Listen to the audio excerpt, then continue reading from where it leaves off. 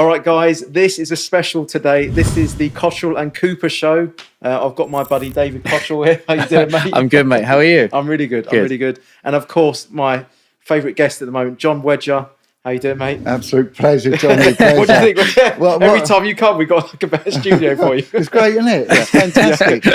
Yeah, really. And we've got a lot of space here as well, haven't they? Usually it's quite tight, but now we've got a bit of room, and it's nice and cool, and we can take our time. And David is hoping to hear your story again. Yeah. Obviously we spent a lot of time, and we kind of we spent about 10 hours going through everything, didn't we? But I think for David and his audience, you'd quite like to know the backstory a little bit more, and take us through that again. And obviously we've still got loads of questions. This is like an open-ended thing, isn't it? Where there's just more and more, isn't there? Every time you scratch the surface, there tends to be more of this stuff. Well, like I said, with this topic, you never prove wrong. Yeah. It keeps coming out and coming out and coming out. They keep a lid on it. I'll go into my narrative, but there's I think it's called Beneath the Magic Circle or something like that. And it's Netflix or iPlayer. One of them has put out this fantastic documentary, and it's about cover-up of child abuse within the Scottish judiciary. And the two guys that were involved in it were the head child protection barristers.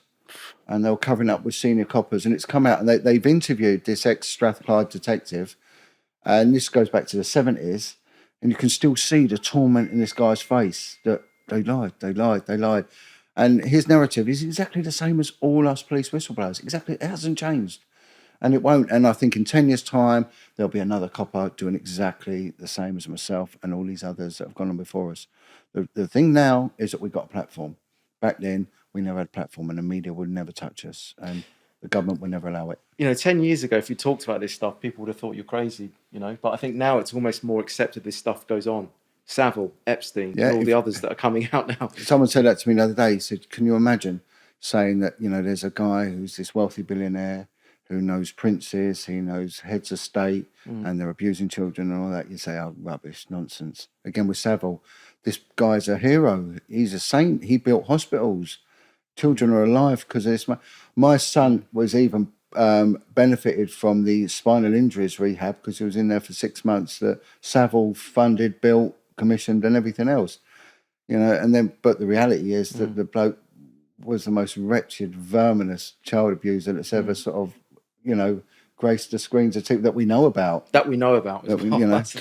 And that's what I was thinking. That's what I, thinking is that it's just crazy because even looking from, on TV sets, I would instantly, when I watch this documentary on Netflix, I just think, how the fuck did he get away with that for so long? And the people that he's actually, in company with, and I'm not as obviously switched on with this as you are, and I just think, how are these people getting knighted? And most of the people who are actually knighted are actually linked to trafficking. Yeah.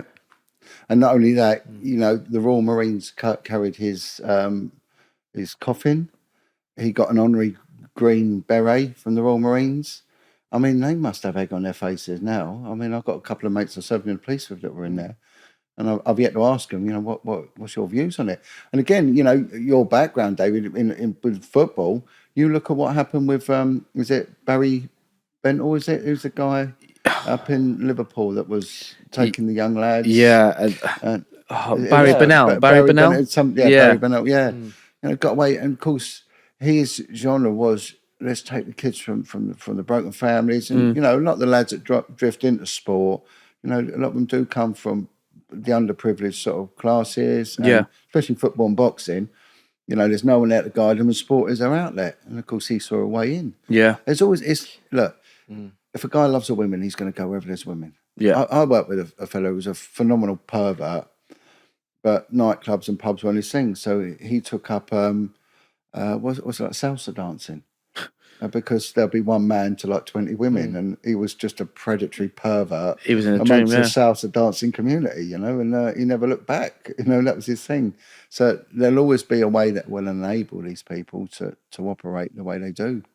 And when you were obviously in your career, the first time that you were starting to see this happening, obviously I know you've gone over this before with John, but No, it's fine. you know, when you first came about this, what was that like for you, finding out all this kind of corrupt shit that was going on? Yeah, it goes in layers, right? So, you know, for those that don't know, you know, my narrative, my background is, you know, you can Google me, Jon Wedger, Jon Wedger, Wedger.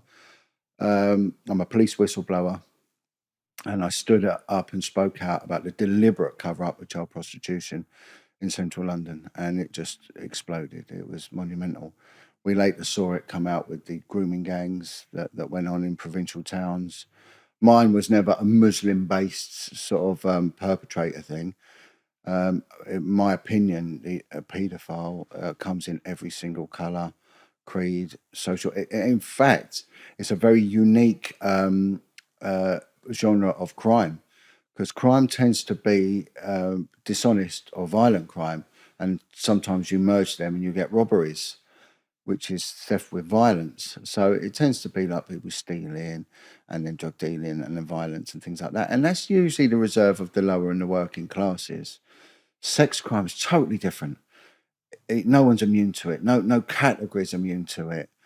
I gave a speech at Parliament. I've addressed Parliament on 14 occasions now, and I gave a speech once, and it was to all the faiths. They had a panel of leaders of every single faith that's prominent, and they were all speaking out.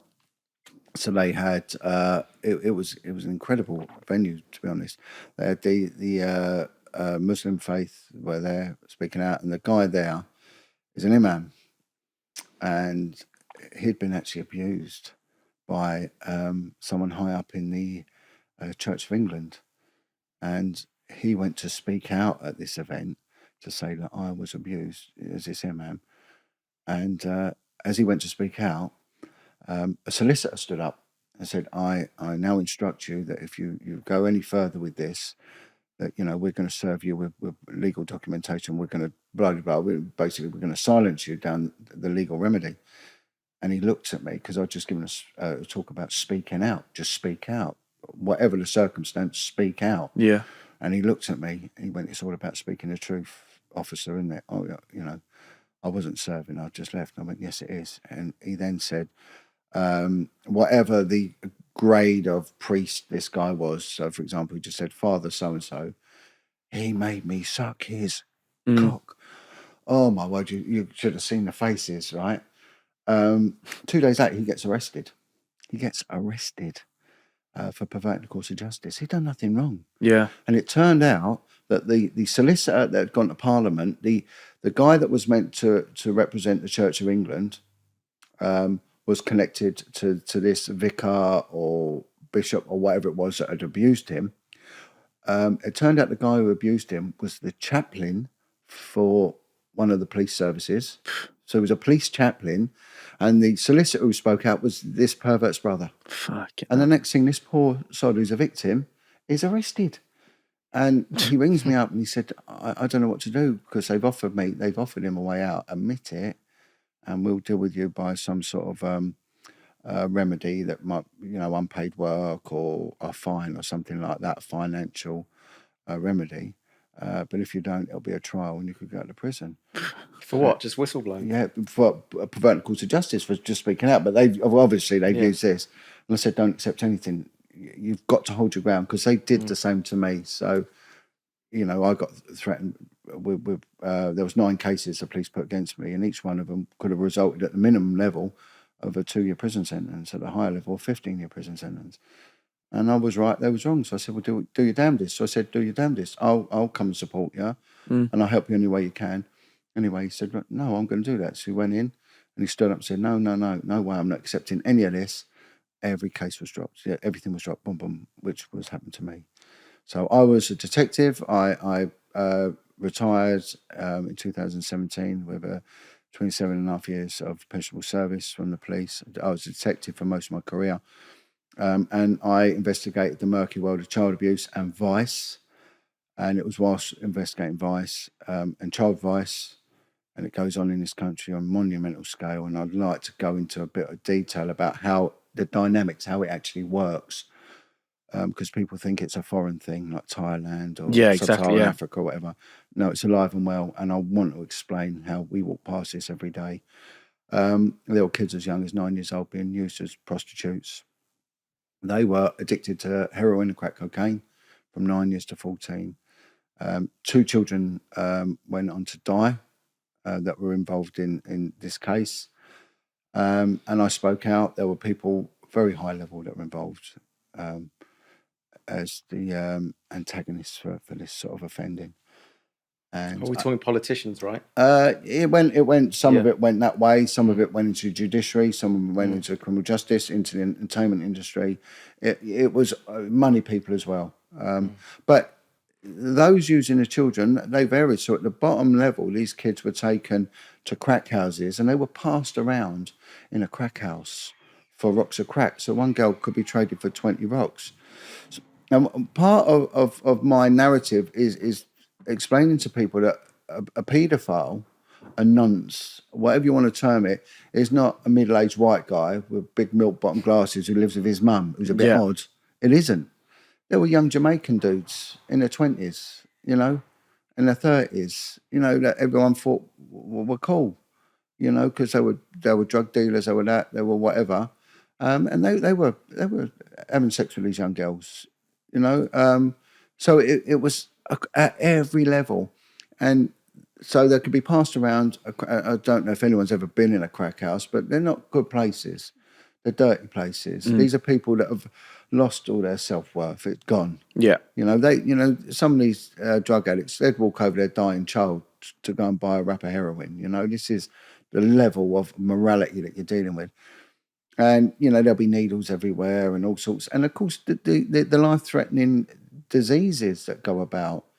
I mean, when we go on about, people think about AIDS, that's difficult to catch, but contagious tuberculosis is very easy to catch. Hepatitis C is just as easy to catch. And they're all as detrimental to health.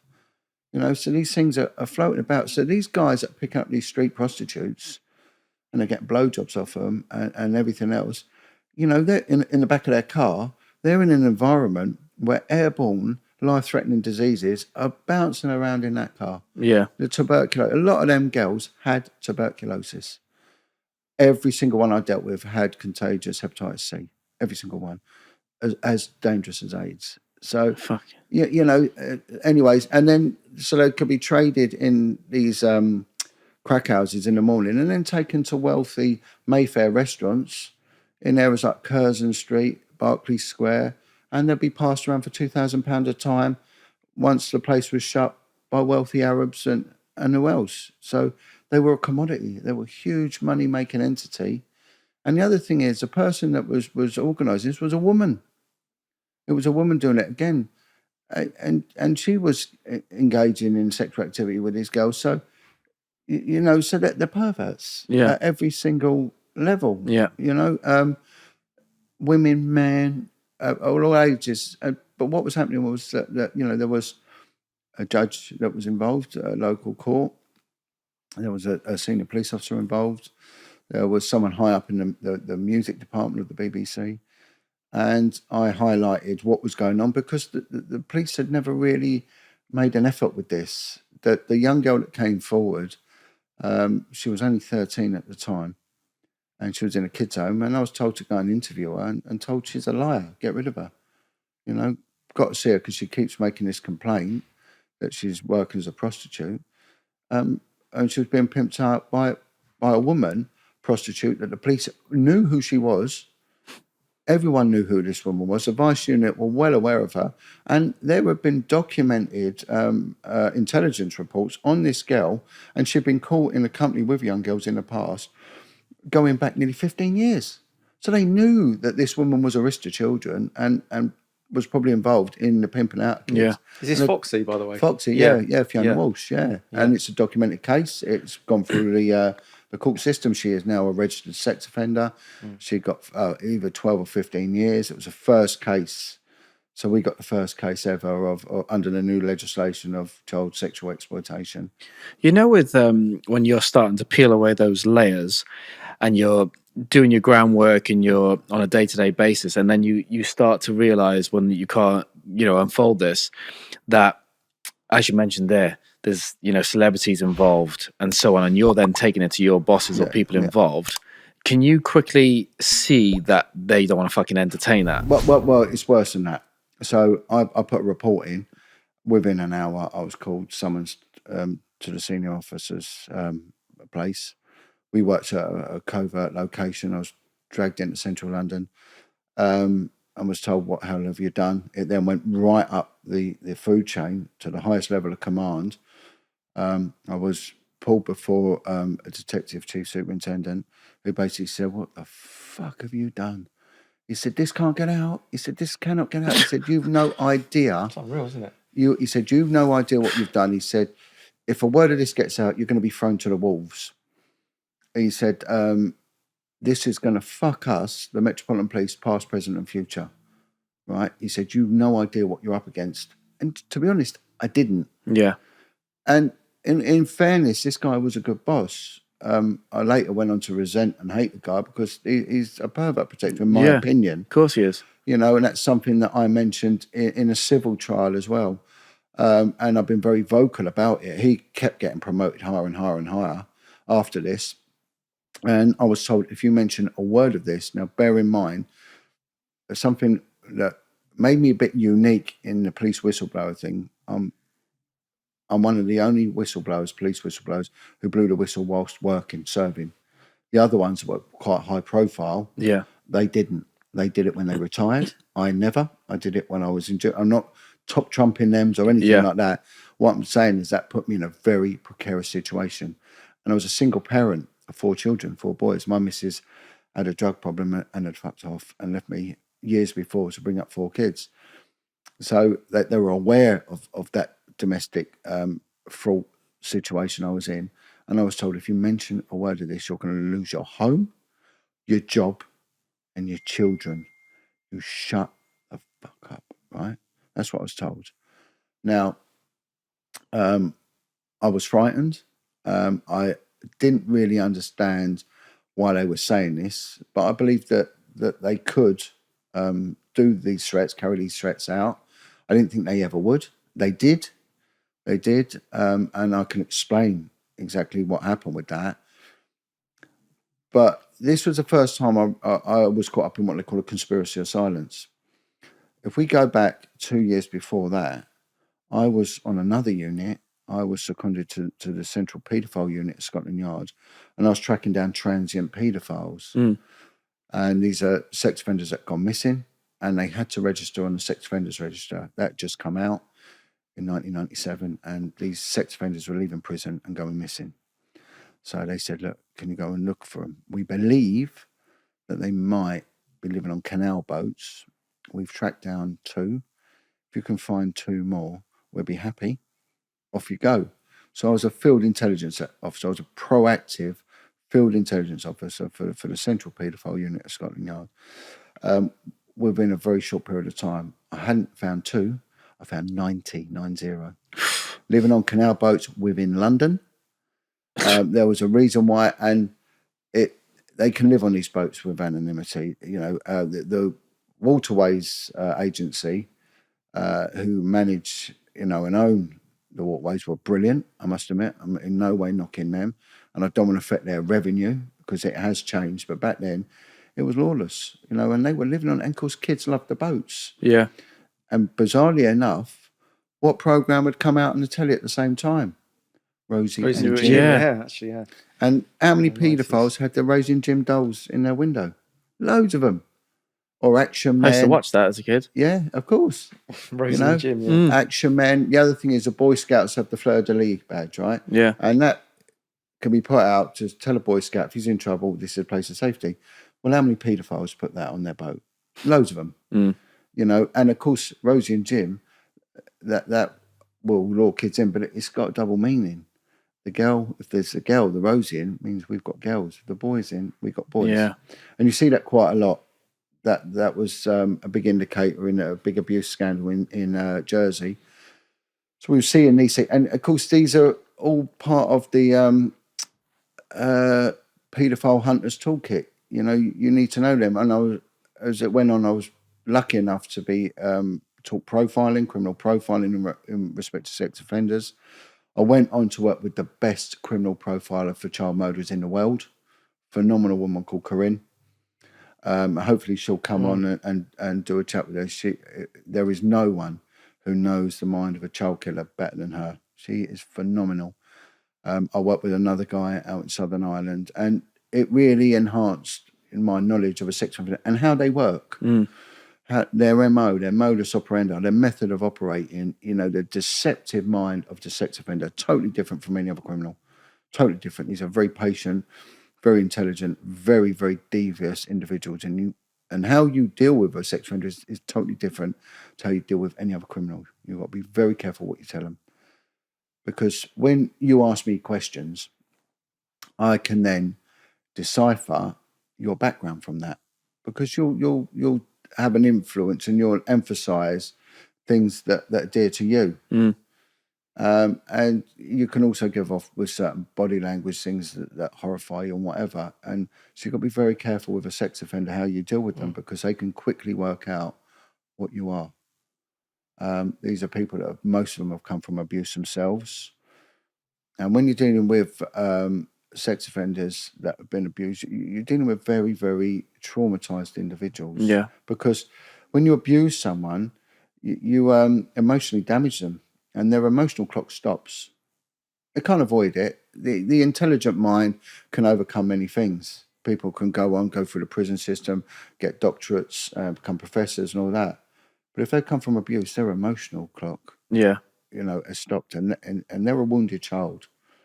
So whenever you get people that have got very petulant attitude, and you know something don't go there right, and they behave like if you took your kid shopping, Behave like a child. Yeah. and they want something, and you see adults behaving like that. Yeah. Or when there's an argument, instead of putting a rationale, a reasonable, balanced argument in, they can't do that. Everything is unbalanced. Yeah. Underlying And issues. Then you know you're dealing with a damaged individual, and you see that a lot. You know, so someone will be at work screaming, "Fuck you, not fuck you." You think, what? Yeah. Over what? Over what have I done? But now I know that is a very damaged individual. So you would then understand how you can deal with them, because you're dealing with a child. That's what you're dealing with, and you must approach them as a child. At what age you're dealing with, that's something you have to determine. So you look at a value system. Yeah. What do people value? You know, what a grown man, you know, a middle-aged grown man, should not be creaming his pants when like a Ferrari goes past. You might think, well, you appreciate the work that's gone into it and all that, but going, whoa, look, look. Yeah. You know, a grown man shouldn't be doing that, but how many grown men do? Yeah. Because their value system is low. So but a 12-year-old boy would. Yeah. They go, whoa. So you sort of get an indicator. That's what you're dealing with, and you can to a degree negotiate with them. But when you go lower and lower and lower, and then you get to like someone like a 2-year-old, like that kid, children are naturally narcissistic. They have to be. And the analogy I always give is like the bird coming back with a worm. Yeah. And you've got all the beaks going chap, chap, chap, chap, chap. But it's the one that makes the most noise gets the worm, you know? You have to be narcissistic to survive. But that's where you, as a parent and a good citizen and a nice human being, bring in boundaries. Yeah. And you say, no, you're not eating sweets for dinner. You're not doing this. You know, you're going to have your dinner. You're going to wash your hands. You're going to go to bed. And you go in some households are chaos, aren't they? It's chaos going on, yeah. Because there's no boundaries. And then when you don't boundary a child, the narcissism slowly moves into psychopathy. And then you get a very dangerous person. So 2 ways you make a psychopath. You give them too much love, which is what that is, or you give them no love. And you just abuse them and beat them. Yeah. And either way, you're going to build this psychopath. Which is also a lack of boundaries as well. Yeah, totally. This is also connected to the fatherless homes as well at the moment. You know, that's a big one, because that's an important part of the boundary setting for the children. John, this is something that I'm very strong about. Yeah. You know, I was a single parent. It doesn't work. Yeah. It's dysfunctional. My children have suffered as a result. We've got to be honest, and we've got to take ownership of things. Everyone must take ownership. And like rehab centres and things like that, any recovery, people need to take ownership of what they've done. Realise that there is mitigation behind it, that, you know, someone might have done that, and that caused you to do this. But take ownership of it, and then you can then go and heal. And I speak out because there's this phenomenal statistic, and there's a great interview. I wish I could tell you exactly what it is on the YouTube. To be a link to it. And there's a guy there who's a child psychologist, and he's looked into child abuse, and he says to the other person, what is it in your home that's going to cause your child to be 30 times more liable to abuse, sexual abuse? What is it? And they're like, was it internet porn? Is it this? He's going, no. It's one single factor that's going to put your kid at risk 30 times that of a normal family. And it's so straightforward. And it is the presence of one thing, and it's a step parent. And of course, we have this baby mother, baby father, baby daddy, baby. It's the most appalling term going. And what is it doing? It's like normalising bad behaviour, but also a baby father. Like there's no responsibility. So what? You're a father just to produce a baby, and that's it. No. As a father, you're there for life. Yeah, for life. And marriages break up when and of course I'm a victim of it myself, and so I totally understand that things. But kids should really be in that boundaried, loving environment. But it's too easy, and our culture is normalising it. A lot of this rap music from the 90s was really pushing that baby father. And then if we go back to the Hollywood scene, they were really normalising the single parenting. Films like 9 to 5, and and there's songs like sisters are doing it for themselves and all this, and it's normalised. We don't need men. Men are, and a child needs a boy needs a mother, and a girl needs a father, but they don't need children that are being brought up in war zones either, and this is where counselling and and everything else comes in. Where try and keep your family together, but you look at your parents and how they brought you up, and if it's one of violence, then that's normalised, and it's wrong, and the children get hurt. Yeah, of course and they then do. they get sexually abused, and then their emotional clock stops, and their head goes haywire. They don't understand what is normal and what is right. I had this. I'll get back to my timeline in a minute, but this thing goes off in so many different tangents.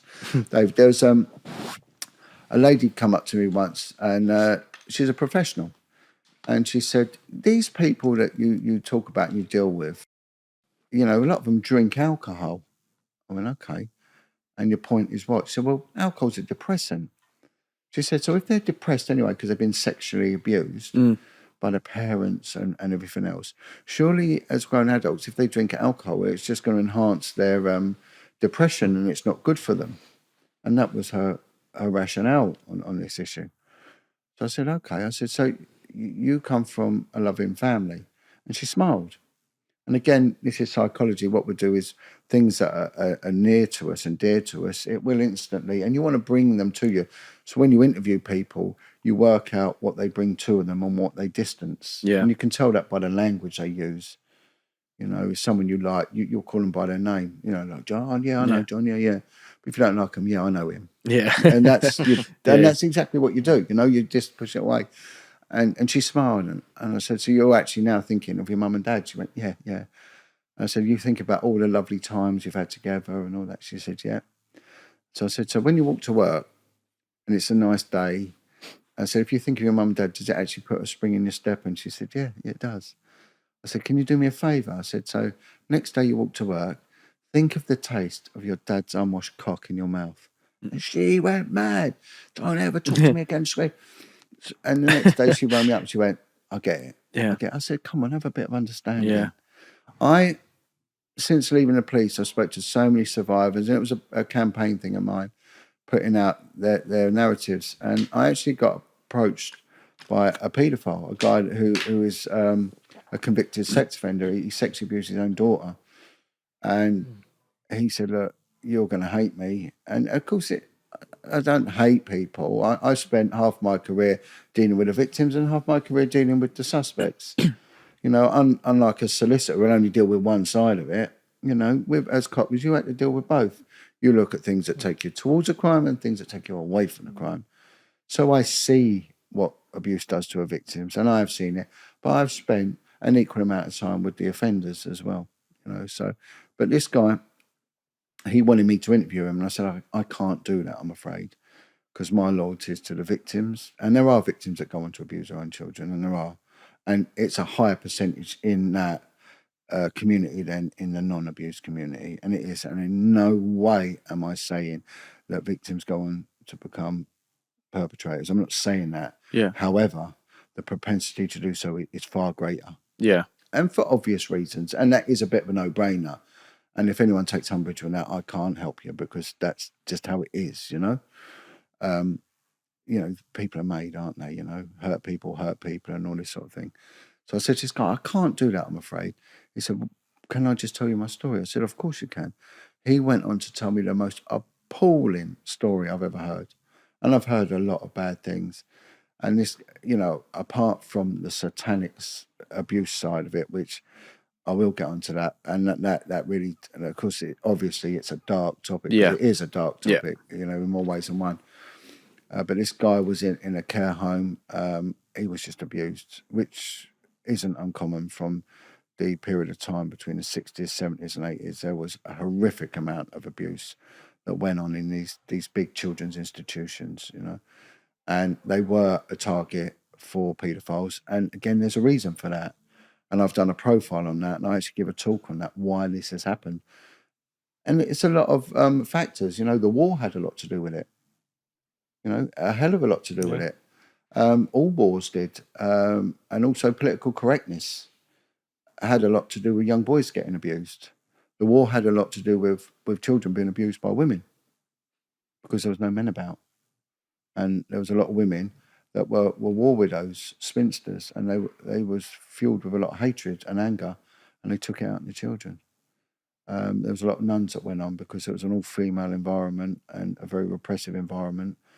And when they started bringing in the equality laws in the 70s, they refused to. Left-wing boroughs had a greater percentage of sexual abuse in them than right-wing boroughs, because of equality laws. And homosexuals, again, I'm not saying homosexuals are paedophiles, because I'm not in no way saying that, I want that clear.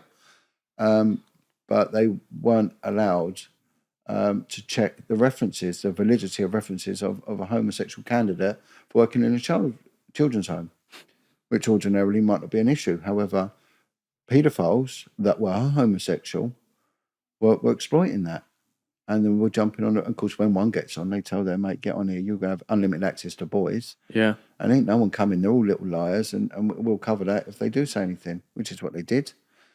And they went on. So you've got more between the 70s and the 80s, you've got a huge percentage rise, a drop in women abusing, sexually abusing, but a huge rise in men sexually abusing young boys. And it's fascinating, the topic, when you look at it. And a lot of this came out of the IICSA, the Independent Investigation into Child Sexual Abuse inquiry that is just closed. And they base a lot of it on the Bernardo's homes and things like that. And again, they used to be called Dr. Bernardo's, had to change their name, because Dr. Bernardo was the biggest trafficker of children. He was actually auctioned 30 to 40,000 children to the New World, Australia and Canada, and majority of them went on to sexual slavery and domestic servitude. Really? Yeah. I didn't know that. Yeah, and that came out in the inquiry, and the name changed. So Bernardo's. But this guy, he was gang raped by men, and he was made to have sex with dogs.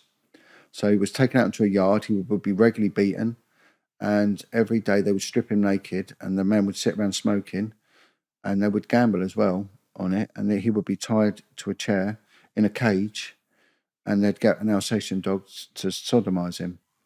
And he said it happened that often. He would resist, but he would be whipped with a belt. So he said, in the end, I would just offer myself up to the dog.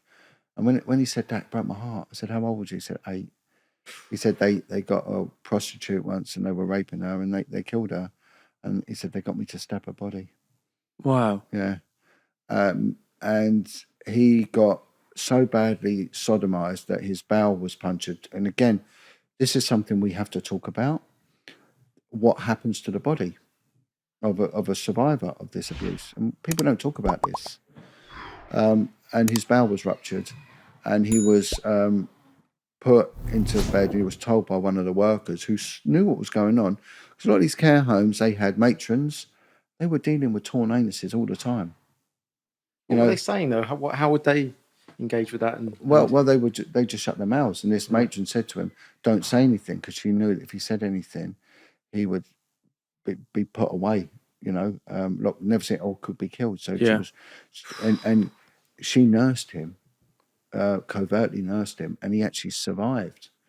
It was something which needed hospitalisation in agony because his bowel, his enlarged intestine was ruptured where they'd shoved something in it, maybe a penis, maybe something else, and it torn it, gone into his body. He got sepsis, but he survived. And he went on to sexually abuse his own daughter. Sexually abused his own daughter. And he said, "Look, but I went to the police and I told them what I'd done." And I'm not saying it gave me sympathy for paedophile, but it gave me some understanding. Yeah. And this is what Corinne will go on about. And people attack Corinne. How can you? Because she sets out a treatment program for them. And she said, if I can stop them abusing, a prolific paedophile can go on to damage 2,000 lives within their whole life, right? It takes 3 generations for this to filter out if it stops. A lot of time it doesn't stop, so it continues. And then one will go on to do this, and of course it's this pyramid effect that spays out. And she's got something like a 96% success rate. She said, "I actually save children." And she's right. She's right. How though? What's she doing? She gets them to accept what they've done. And she deals with the broken child. Right. So she said, I have to know that I am dealing with a child. Within the adult, though? Within the adult, yeah. I'm not dealing with an adult. It's not an adult mind. This is a child mind. So she basically rebukes them, reprimands them like you would a child. And she said, I actually talk to them like they're a child. So, but there is a percentage that are evil. Yeah. And we're going to come across this, and I will talk about the evil in our society. But, without getting too raw about it, but by sticking on the facts, you take a child. I've heard of children in their infant years being abused. And of course, the memory might or might not be there. And it's debatable whether they do remember and whether they don't, because, it's a difficult one. But there are early years that you do remember. And, kids 2, 3, 4 years old being anally raped. Well, let's talk about that. A man's penis is designed for a woman's vagina. Yeah. Now, an anus is not a vagina. Let's get this right. As much as some internet sites want to tell you that fisting is an enjoyable practice, let me tell you now, it's a dangerous thing. And the anal sphincter muscle is different from a vagina. A vagina is a wall of muscle, which can harbour life to an infant child size.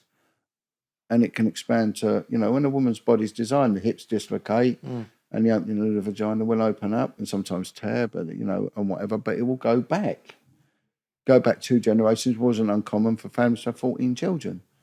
Now people aren't even having one, but that aside, that's what it does. And it's designed to do it.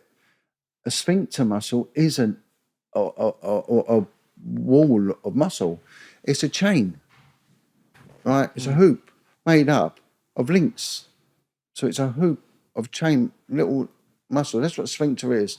And they go around like that and form this circle, which can contract and open, as it's designed to do, to a watertight effect. You start violating that, it might look normal, but it isn't. They break. They don't go back. Let me tell you now, they don't go back. They don't self-heal. As amazing as the body is, they don't self-heal. They go back. They don't go back, sorry. And a guy said to me once, he used to work, again, I'm not denigrating anyone, I'm just telling facts as it is. A copper said to me that, he said he worked in the areas that had a large gay community. He used to say they're very heavily cologned, a lot of them. And he said, in the morning, if you have to go and arrest someone who's involved in like the cottaging scene, things like that, they stink. They stink. And I did. I went and I raided. It was a garage. A guy was living in a garage, and he was wanted.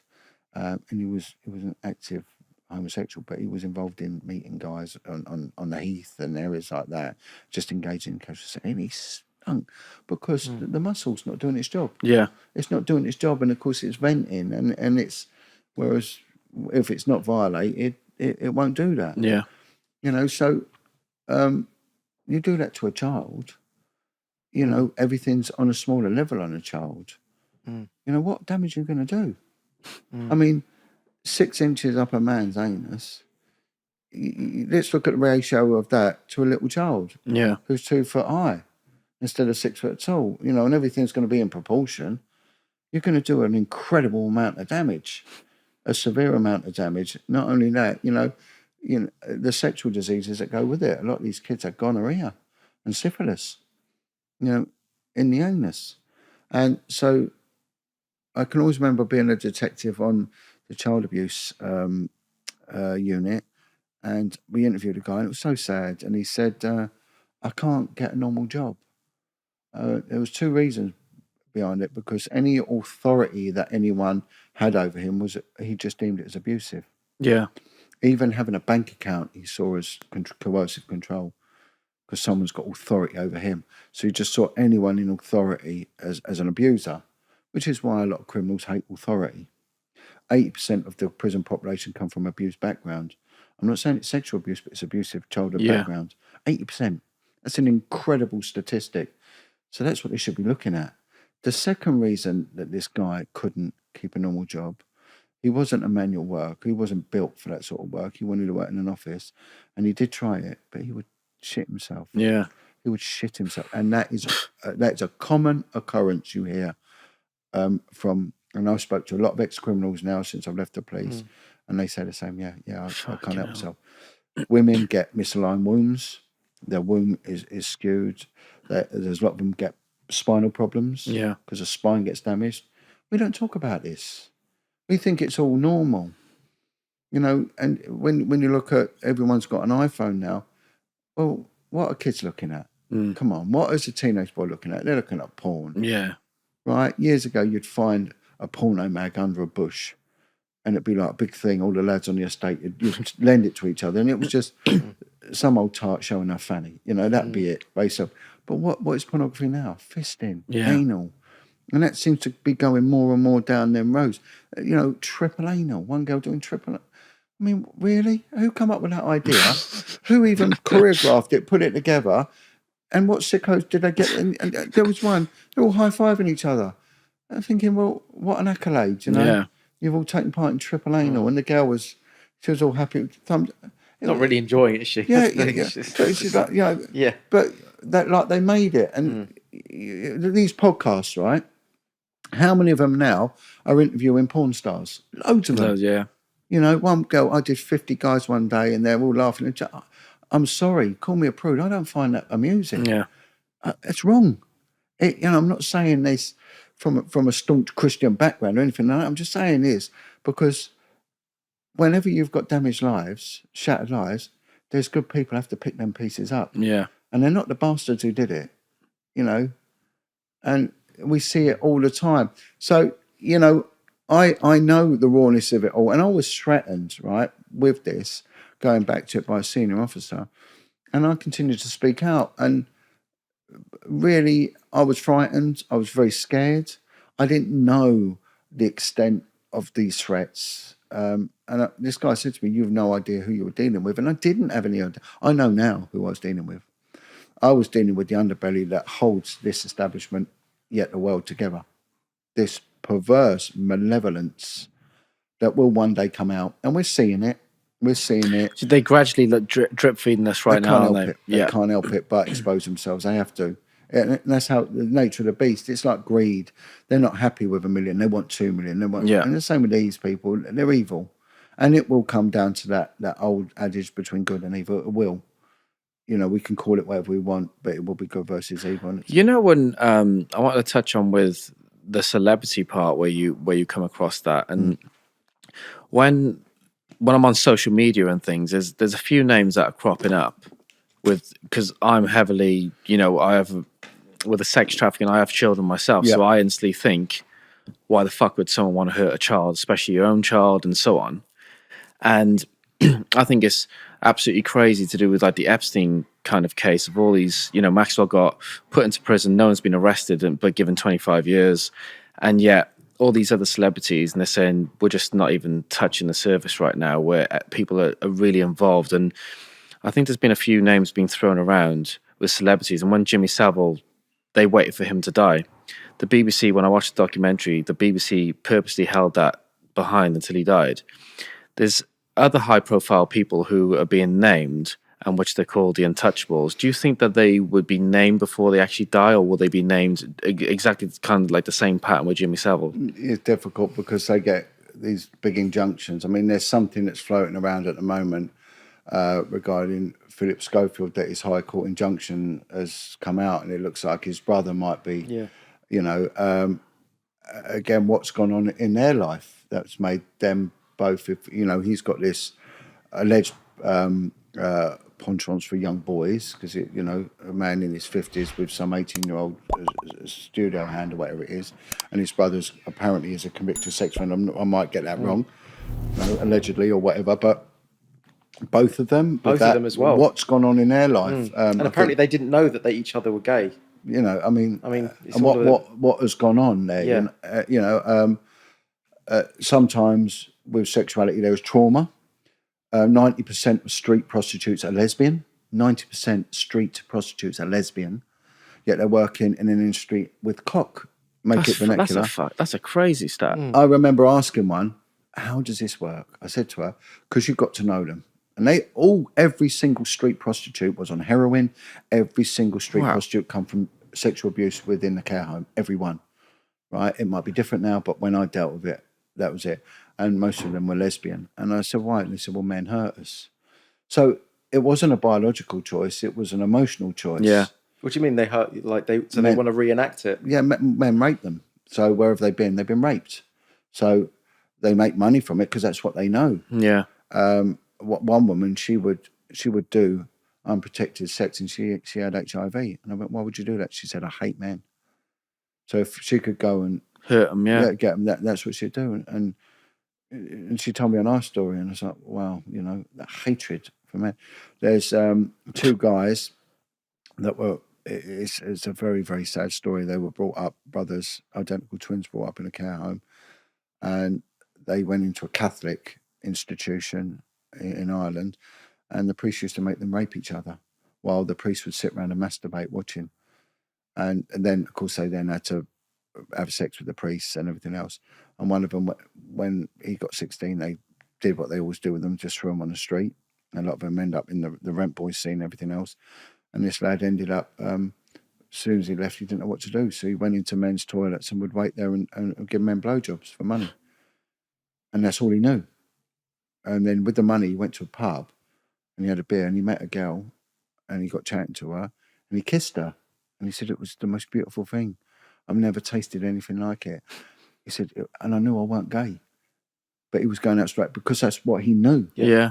So what does it do to the emotions and to the mind? And when you talk to so many, there's abuse. Yeah. There is abuse. Now, there'll be people going, what a load of nonsense. But I'm telling you now, when you really, really get down to it and you have a heart-to-heart with members from the gay community, a lot, I'm not saying all, that there is trauma there. Yeah. And anger is trauma. So when you get angry people going around punching people's heads and all that, that's trauma.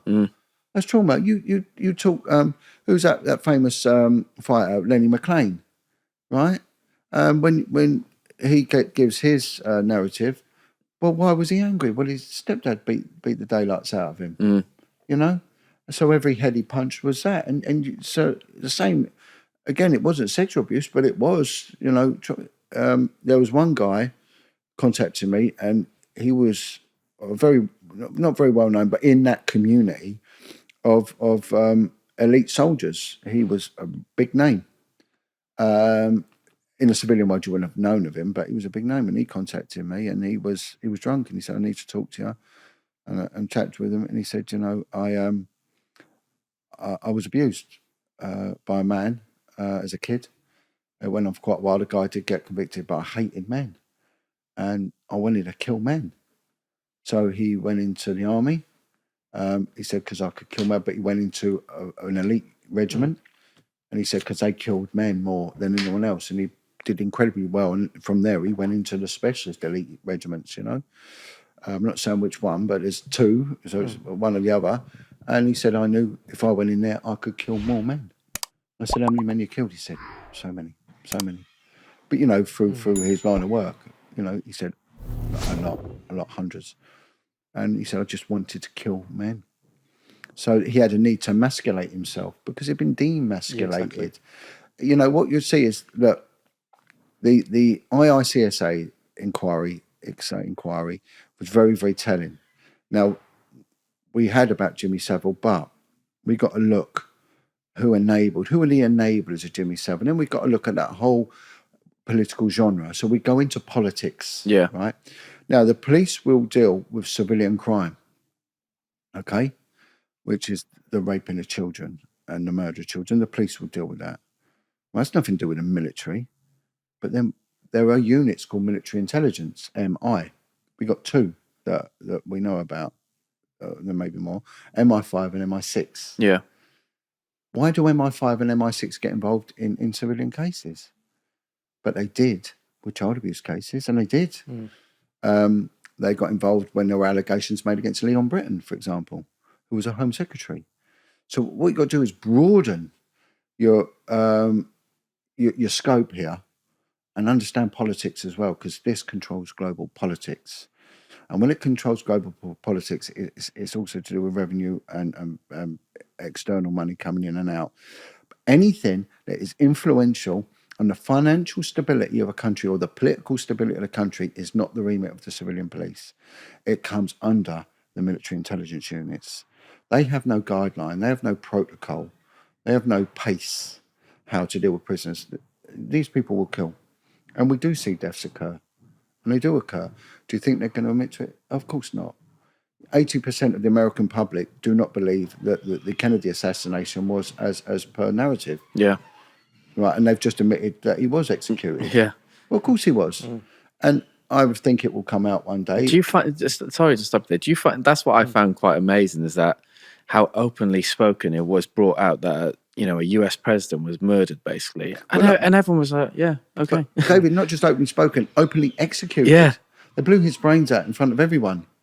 And look what happened with Diana. These people know things.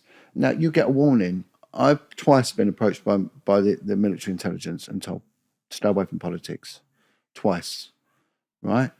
If you go any further, then you're going to get into a world of trouble. You start upsetting the apple cart. People think that they're bigger than the system. Ain't no one bigger than the system. Ain't no one ever beat the system. And the other thing is, no one's ever taken wealth to the other side. Right? Yeah. It never happened. Yeah. You kill whatever you want in this world. There ain't one living person who has ever taken anything like that. And there ain't no one has ever beat the system. You can have your little victories, right? So it influences global politics. So many allegations were made against Leon Britton. Many allegations. And I even heard that from the police level. He never got convicted. Ted Heath, let's take this a bit further. Ted Heath was the Prime Minister, I think, between 70 and 1974. He took the UK into Europe. 33 credible allegations of rape, anal rape were made, girls and boys were made against that guy. And he was the Prime Minister. And people say, well, that's nonsense. How could that happen? Well, it did happen. Yeah. I heard of two officers. I got some information given to me of two police officers that were his security, and at the residence in number 10 Downing Street, twice a week, boys were delivered by minicab. They got past the gate and they got in, and they both saw these young boys, and they'd go into his private study, and then they'd leave a bit later, these boys, right? They knew what was going on, and they accosted him. They both said to each other, what do we do about this? And one said, if we take it high up the chain, we're just going to be silenced. And if we report it, it'll go nowhere. So they confronted him. Ted Heath, right, yeah. And they said, we know what's going on. It stops. And he went, officers, I promise you it stopped. He said it stopped for 2 weeks. And then it continued. Both of them were removed. Wow. taken out, both of them removed. That intel I took to Parliament. I took right to Parliament. There was, when I was becoming very vocal about what I was doing, the Minister of Policing stood up in front of the Home Secretary and said, had I not stood by Jon Wedger, meaning me, he would not be alive today. And he openly stated that in Parliament. And, to the Home Secretary, and 8 members of the Home Office staff were there present. And he said that. And he said, they would have had you, mate, because it affects global politics. And then we've got to look at why. There's a great book. It's called The Poisoned Bowl. And it's all going on about the elite schools, the fee-paying schools, Winchester, Radley, Eton. Oh, how many times does Eton crop up? Eton. How many prime ministers? 11 prime ministers have been a byproduct of Eton. They go from there to Cambridge and off they go. So what happens? So I was approached by a guy whose father was a lord, and his father actually did get convicted of abusing boys. I'm not. It's on my other narratives, but I'm sort of pretty much away from that naming things now, because I get a lot of nutcases come my way, and I get a lot of solicitors as well saying, they're always threatening to sue me, all the time.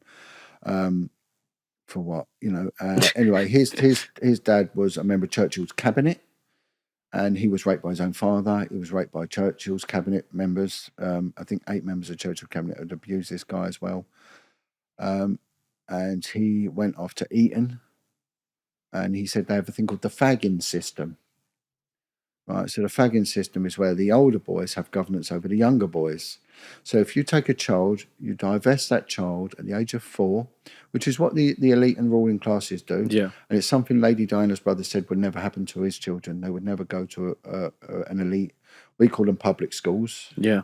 The rest of the world, a public school is a normal comprehensive, but a private school, but we call them public schools. And that's only to do with the Public Schools Act, which meant that you can't have elitism. So members of the public had to have the opportunity to go to one of these schools. The fact of the matter is they could never afford it anyway, but they've got the chance if it happened, And I think they used to sponsor one child every blue moon to go and get buggered at one of these schools. So that was benevolent of them. And so you take these childs, they go to these prep schools at the age of 4, away from their mother, into a very strict patriarchal environment. There's no real matriarchal influence there. Corporal punishment is a must. It's paramount. So they are grown men whipping a child's ass with a stick. I don't know if you've ever had someone hit you with a stick.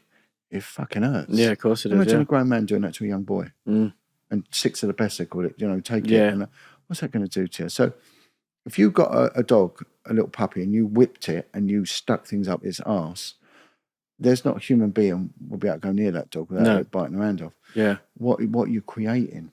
And they go from these schools to schools like Eton, which takes them from like sort of late primary into the secondary school years, And this guy said, and then of course you have the older boys had governance, these younger 8, 9-year-olds that were coming through. And fagging meant that they would run around, clean their shoes, boy, do this, boy, do that. And if you listen to a lot of Richard Curtis things, like Blackadder and all that, they always make reference to 6 of the best, trousers down, and I went to Eton, it never hurt me, buggered, senseless, and all that. There's always those lurid references to it. And then as they go through the system, then that boy then becomes, he gets his own fags, and the system self-perpetuates. Yes. Yeah. It's like bullying. That's how bullying works. Yeah. The Russian army's built on it, and the police forces as well. When I joined, it definitely had a bullying element to it that just kept itself alive.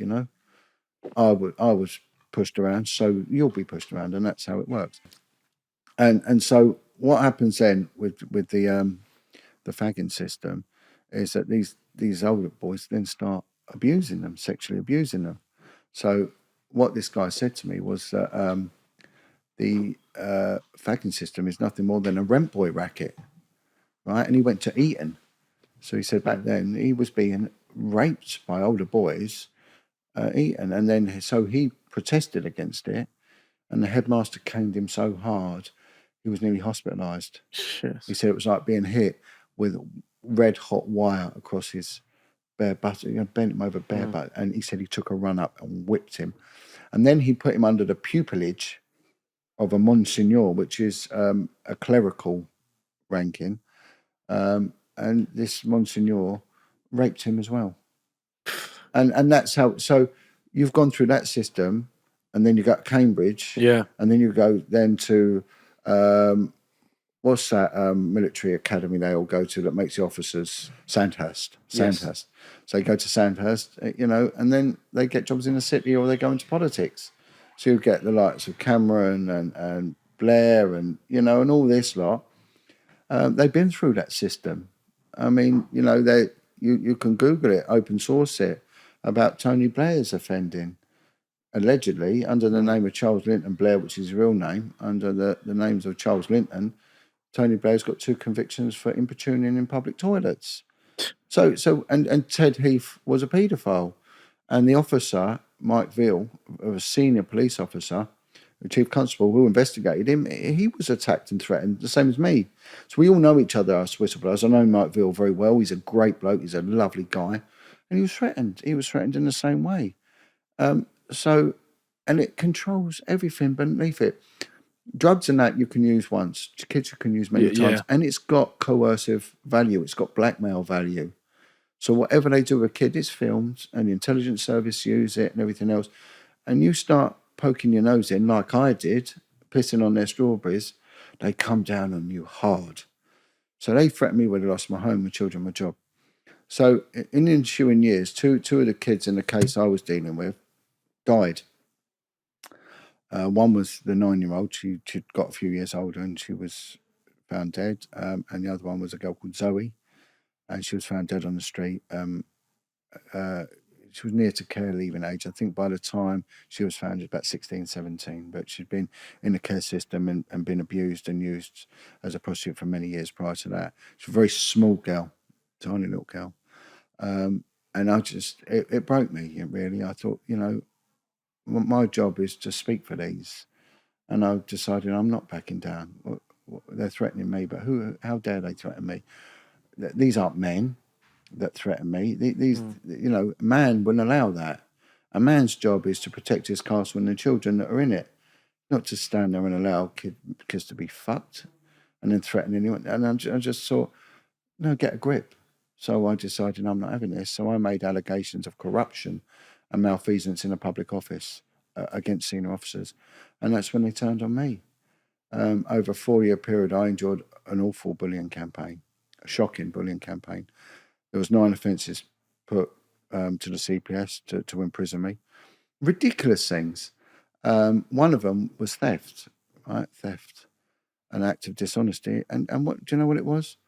I used to run a tree surgery business, and they allegedly found an invoice that I'd printed off on night duty, although they couldn't date it, of just an invoice for a tree, cutting down someone's tree or something, whatever it might have been, Wedger tree surgeons or something like that, 200 quid trim oak tree or something like that. And they said, well, you've stolen police property, 1 sheet of A4 paper. Oh, no. Yeah. And they said that could get you 2 years. You can't put a price on theft. Another one, which was even more laughable, and they said, you're going to get 15 years for this. So how that works, I don't know. That they told me I'm going to get 15 years. Usually you've got to go to court, and it's down to a jury to find you guilty, and a judge to then, not some... Yeah, but a judge would laugh at that, wouldn't they, or not? Of course, as did They're I. trying to put the pressure on you to kind of put the shits up you. And there was many other things. Yeah. And there was another whistleblower, a woman from a northern force who'd been caught up in a grooming gang scandal. And she spoke out very similar to me. She did it once, retired, but she said they'll go for data protection violations. They went through 15 years of my emails, 15 years of my emails, and every name check I'd done, they'd look that up, and every intelligence report. It's all subjective because I work with informants, so I was looking at all sorts of things. Yeah. And some of it you can't justify because it's covert, and you can't give an explanation because you're looking at very secret sort of stuff. Yeah. So but going back 15 years into it, I couldn't remember anyway what I looked at. So they had a couple of them. You've looked at things you shouldn't have looked at. So they tried to get me on them. And again, I wasn't interested. But one was for 15 years was conspiracy to supply Class A drugs, right? Opiates, heroin, and methadone.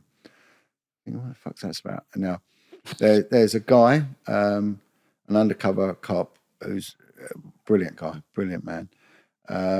He was probably the best cop I've ever worked with. He's fantastic. And anyone who says they can sniff out a cop is a liar. This guy was the cream of undercover police work. He used to live as a tramp, and he would actually piss his own trousers.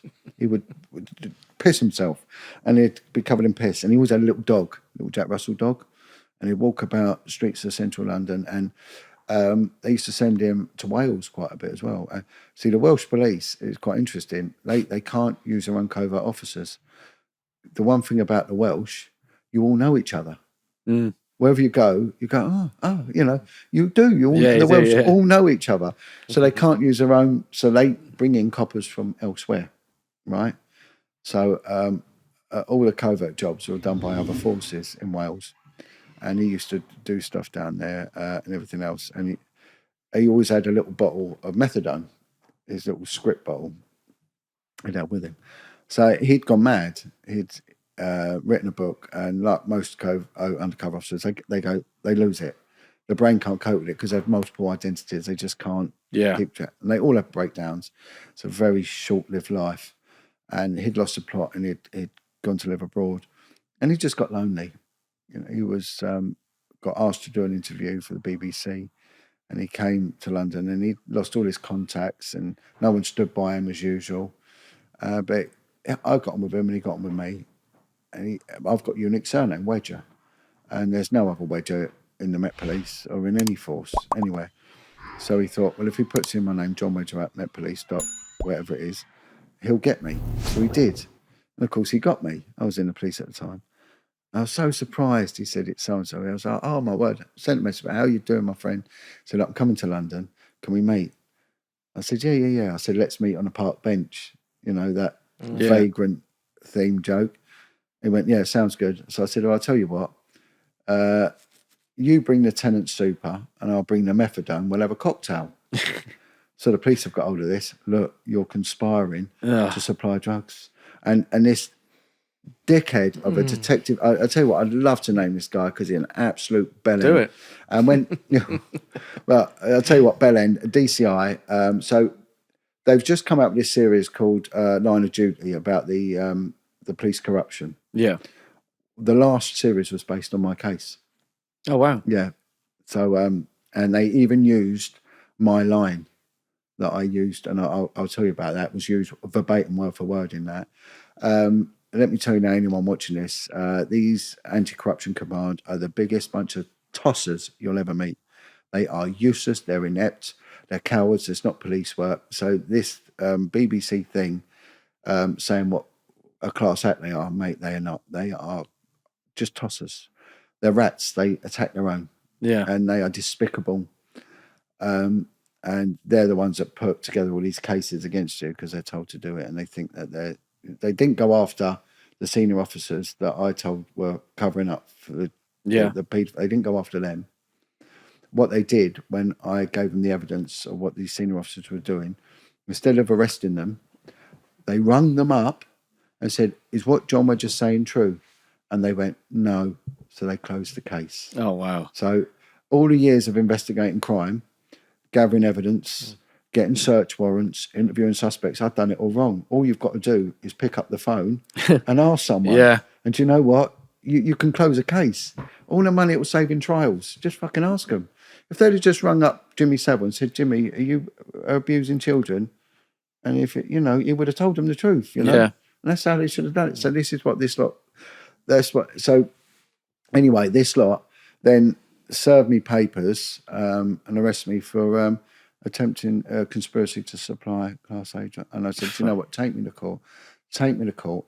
I'm not interested. So 9 cases I had under me now. I went sick. I then had a meeting with Cressida Dick, the former commissioner. She was an assistant commissioner then, and I told her what's going on. So it was meant to be a meeting with me and her. Anyway, I turned up, and I had a colleague with me. I turned up. She had 9 women. I think they might all be in the same club. I'm not sure, but they all looked like they were. You just have to read between the lines on that one. And they were 9 of them sat around this table and me. And she agreed that I told her what was going on. She agreed that I've been subject to bullying. She said, I'll pay you. Go sick, you'll get full pay. And then she never paid me. Right. So I went 3 years with no money. 3 years. And I said to her, do you know what makes me sick? I said, I could go and get a child out of a kid's home. I can groom that child. I can have sex with that child. I can then get my friends to have sex with that child. I can then get that kid to get their friend involved and do the same to them. And you've not appointed one officer out of 33,000 to investigate that crime because it was so prevalent. It was massive. In one day, I found 10 kids that were being trafficked into prostitution. 10 were active prostitutes in one borough, Haringey of London, in one borough. By the end of the week, I found 50. So if that's typical, you think how many? You know, and then what happens to them kids? They go on to live wretched lives. You know, and I said, not one copper have you appointed. I said, but if I leant over my fence and called my neighbour a derogatory term regarding their sexuality or their ethnicity, I did say it, begin with a P. And I said, you'd have me arrested, you'd have me on a register, you'd have me evicted and convicted by the end of the day. How is that, you know? But I said, you know, I can do this to kids. And the only time someone took a sharp intake of breath, right, was when I mentioned the racist word. And I said, I went round to her and I said, you know what? I've just spoke about getting older children, fucking them and pimping them. No one blinked, but I just said that one word and look at the reaction. I said, only God can help you lot. And she then denied ever having a meeting with me. And I called her a liar in court, called her a liar. It's because she is. She, as far as I'm concerned, she did nothing to prevent children being abused and trafficked, nothing. Why do you think that is, though? Because do you think she's part of it, like at the highest level? Because well, look, it just seems ridiculous. Criticism she'd come out with the Sarah Everard thing. Yeah. Sarah Everard was a girl that was raped and murdered by Wayne Couzens. Yeah. And I gave a talk on that as well about Wayne Couzens, and I said the most rudimentary of profiling would have identified that guy because he was a flasher, and flashers will go on given the opportunity to murder. They're dangerous, very high. It's not like a bloke getting his cock out in a pub. That's not the thing. I'm talking about men that flash. And the moment he did that, I said, he's a killer. He's a killer. I gave this talk, and I think it might have been with you actually, John. That I gave that talk a month ago. The new commissioner of the Met Police, Mark Rowley, who I'm going to say is a good guy. I'm going to say that now. That's a good guy. Actually turned around and said we need to change the law. This isn't about men dropping their trousers. This is about flashers who will go on if given the opportunity. I think he heard our interview because he actually almost one word for word said what I've been saying, you know, and Cressida Dick did nothing. She sent the attack dogs in to attack the people that were protesting against it. You got to look at her parents. They're, I think they were Oxford Dons. You know, see, we got. She's a dame now as well, isn't she? Yeah, dame, and they all like, you know, they all get their periods and all that. But we got to look through that. It's not just the person who does it; it's who allows it to be done. But if we go back to what we're saying, I was threatened with the loss of my job. Now I'm now looking at 10 cases against me. I never got any income for nearly 3 years. I was on no pay. I was working on building sites, right? I went sick. I wasn't even suspended. I should have been suspended on full pay. Yeah. Pending investigation. I weren't. They just didn't pay me. The banks come to take my house because I couldn't pay my mortgage. The banks were actually very good. They were really good. And the woman who came from the bank, she'd been in a kids' home, and she said, just pay £1 a month and we'll keep the mortgage running. So, wow, thank you for that. So I nearly lost my home. I'm looking at losing my liberty. I've got 4 young children. And this is where it really takes a turn for the worst. Because in the midst of that, one of my boys, he was a good sportsman, a good rugby player, you know. And he was playing a game, quite a high-level game, and he broke his neck. He snapped his neck, and his spinal column got severed by 95%. He initially died. They got him back. He ended up in the best hospital you can imagine for them injuries, Adamsbrook in Cambridge. They got the best surgeon who was on leave. They've dragged him in, and he operated and saved my son's life. You know, my son then remained in the intensive care for many months. And then, but one day his organs all packed up, and he went into a cardiac arrest, and his brain shut down, and he was dead for 10 minutes. And then they had everything going to get him revived. They managed to get an algorithm back and a heart murmur, so he was on 100% life support. So it was the most appalling thing that anyone could ever imagine, seeing your own son with every pipe on wire. I get called to the hospital. I've got just enough petrol in my car, diesel in my car to get there. I had no money. Honestly, I was rock bottom, and I'm looking at going to prison. I don't know what's going to happen to my children. They go into the care homes, you know. Some were older, but some were still in that young age. The youngest was 15 at the time. I didn't know what's going to happen. I'm looking at losing my house. For what? What had I done? You know, I'd spoke out about the most appalling corruption. Yeah. And the guy who threatened me went on to become a very senior officer. Was behind it, and the government seemed to sanction it. And then I was getting things coming through from the intelligence services, you know, to back down. It was all bizarre. For what? And it was because I was exposing that veneer that was keeping society together. I lifted that stone, and there was this underbelly of pure filth. Yeah. And it'd always been there, but no one was ever allowed to look at it, you know, and I did. And it was the most evasive thing you've ever seen. And I could never, and of course children died. And that broke me as someone who loves life and as someone who just loves helping. You couldn't, look, I've been offered bribes. I investigated Turkish organised crime. I was offered an 80 grand bribe once in my pocket, and I had no money. I should have taken it maybe, I don't know, but what they have, I don't want. Yeah. There ain't no one can take wealth with them. I'm not interested. There is nothing anyone has I want, right? I just want to be a good guy, and I want to live a good life, and I want to serve God. I want to know on my last day I did everything I could to expose this, and it will never stop, you know. So I get called to hospital, and the consultants drag me to a room, to the family room, and it's not good, you know. And they said, "Look, we've lost him. We've lost your boy. He died at this time. We've said we were on him for 7.5 minutes, but he was, you know, it looked like it took us a while to get there and do this and do that.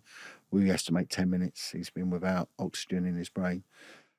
We've got him on our support. We're going to pull the plug in 5 days. You can take out, you know, some legal thing to keep it on if you want, but in 5 days that plug's being pulled."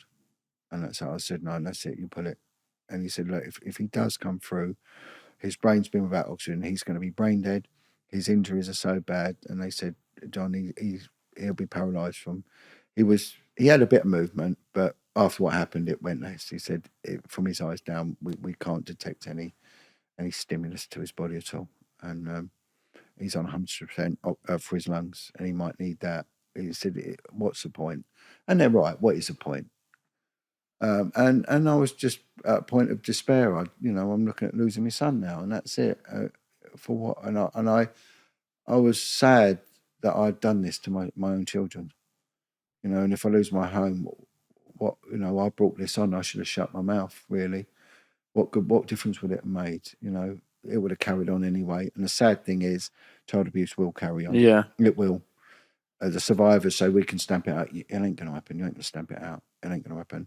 Same as satanic ritual abuse. You ain't, because it's the glue that keeps society going. And we will see this. It will come out. And I prayed, and you know, that's when I became strong in my faith. And I had a word with God. I had an argument with God, and I said to him, "How dare you send me out there helping children saving other people's children, and I cursed every single dad out there. I cursed every man who left his children. I cursed every child abuser. I cursed every woman who'd done the same. I cursed them all. And I said, look what they're doing to children. You don't even need a paedophile to hurt children. Parents do a good enough job as it is. Yeah. 80% of all child abuse occurs in the home. Let's not looking out at grooming gangs and all that. It goes on in the home. And why the kids go into care? Because the parents ain't looking after them. Let's get the facts right. Let's start pointing fingers where they need to be pointed, And it's the kids that suffer. Kids that suffer. And then I said, if you give me my son, you've got me, you can have me. And I went back and my son woke up. He woke up. His fingers moved like something out of a movie. His fingers moved. His eyes opened. And I said, hold my hand. And he gripped my hand. And I said, the other one was a bit paralysed, but he moved it. He moved his toes on both feet. And I knew his spine was working. And I just said, I love you, son. And he sort of mouthed. He had pipes everywhere. You can see him. And I just said, no, I'm going home. And everything come into life. The machines all come into life, And I was like, wow. And I went home. But I told my colleague, tell the Corruption Command, the DPS, they call them, Department of Professional Standards, which is what these idiots from this line of duty are. Tell them if they come near me, I'll kill them. Because I'd actually said to them, if you take my kids from me, I'll kill you. I'll cut your throat. So I got arrested for threats to kill. And on funny enough, on a deputy assistant commissioner, and she was done for corruption anyway. I said, I'll cut you from ear to ear. You take my children, and then she said she was threatened for her life and all that. So I get arrested for that as well. And she's the biggest. This woman isn't even allowed to give evidence in a court because she's been deemed as an unworthy witness for lying to a court. So if that was a police constable, they would, they'd be out of a job. This is a deputy assistant commissioner, and she is not allowed to give evidence in a court because she's deemed an unworthy by the judiciary. And that was sanctioned by the Home Secretary. So, and she's allowed in her job. Yeah, it's corrupt. It's so corrupt. You cannot believe how appalling it is. So I told my colleague, tell them to stay away from me, Anyway, I came home after all of that, and there was 2 coppers waiting for me, 2 detectives. And what they'd done, while I was the 3 days there, they'd heard about it. They came to take my 15-year-old kid into care because they thought they wouldn't catch me. They'd come in and take him in, leaving him home alone, 15. But it was with my 27-year-old son, And they came in and they arrested me for child, abandonment or whatever it was. And luckily, I turned around and I said, you haven't got enough men. You ain't got enough men. I said, I'm sorry, boys. I said, I'm going to bite lumps out of you. I said, you haven't got enough. And I said, before you do anything, you listen to my story. And one of them, he went to put up a panic thing, and the other one went, please tell me. And he was a good guy. And I told him, and he showed me the paperwork sent through, and the Metropolitan Police had told Hertfordshire Police that I'd abandoned my child. They told him, and they denied it. He showed me the paperwork. He said, I'll go witness for you. He said, we've been lied to, you've been stitched up. And he went, no one's taking your son, mate. And he left. And after that, I fought back. Yeah. The Mark Rowley, who's a new commissioner, dropped all cases against me. God bless Mark Rowley. And the CPS did as well. So he dropped all internal investigation. He told the corruption, not leave him alone. He suffered enough. So they stopped, and the CPS threw every case. Not even one stood. Everyone thrown out. How long after did that happen? Get thrown out? Quickly. Quickly, yeah. Very quickly. And then Mark Rowley backpaid me. Said, look, you'll get your money back. So basically saying, yeah, Cresta Dick's a liar, when... Fair play to him. Oh, good man. Trying to resolve good it, man. remedy it all. And I'll say that to the public. Yeah. This guy's you'll see changes with this guy. He's a good guy. Yeah. In my opinion, he's a good guy. Bernard Hogan Howell, who was a commissioner before Cresta Dick, and Cresta Dick, shocking, in my opinion. Shocking individuals. And I hope that one day they're held accountable for what they've done and what I would say is neglecting the children of London that are caught up in this appalling crime. Throughout the London and the UK, Not sure if you know how many kids are actually getting trafficked yearly. Right. Well, so if we go back to your opening question to me, was that when you first come across this, when any officer first comes across a child caught up in this, is when they take a missing persons report for a child going missing. Right. That is when you should think prostitution, child prostitution. Especially if the kid is from a care home. I know kids do go missing because they go to the shops and don't come back. I'm not on about that. I'm on about kids that are in care homes that are what they call regular mispers. So they go missing every single week. The same kid will go missing every single week. And there'll be a pattern. Always look for a pattern. Everything's an algorithm, right? So what I would look at is kids that went missing from a Thursday and returned on a Monday, which is usually the pattern. So the copper will be sent to take a report. It'll already be written out on the sheet, Form 43, I think it was. The care home would have it already written out. Give it to the copper, fax one off to the social services. There'll be no investigation because the kid will come back. And usually what happens is the kid comes back worse for wear. As a result of my evidence, the law's changed now and it's mandatory. It's against the law not to. Before it was a guideline now. And that's something, thank God, that I put through. And now five articles in law have been changed because of my evidence at the independent inquiry. Amazing. So I've done something. I made it, So no matter what, I did it. It did get publicity, but I'm not in it for that, So they go missing, and what happens is they'll be picked up. They'll leave the care home. Someone will be waiting for them, and it's what we call a Romeo. With the girls, it'll be back then. The ones I was dealing with were girls were picked up mainly by Albanian or Kosovan lads. The girls thought that they were their boyfriends, so the girl may be 13, 14, they'd be 19, pick them up, and then the girl will be taken and dropped off at various saunas. This was for Haringey around North London, and we working in a sauna. The brothels, they're going about legalising prostitution. Look, it won't work because you'll always get street prostitutes. You'll never get street prostitutes working in brothels because they're chaotic, they're druggies, they're junkies. So they can't work in them environments. They're too mad. The drug is the tail that wags the dog with them. So you'll never stamp out that. They started off this scheme in Leeds. What's it called? Church something. There's an area in Leeds very famous for its red light. It comes to me in a minute. I know more. I lived in Leeds. I still can't. Yeah. They put up these safe zones where the girls could work and the police wouldn't intervene. And really? In Leeds? Yeah. And it's a big no-no. Do you know what the girls wanted? They wanted the police back. And I'll tell you for why, because they started getting assaulted and raped. Whereas when the police were there, it wouldn't happen. Yeah.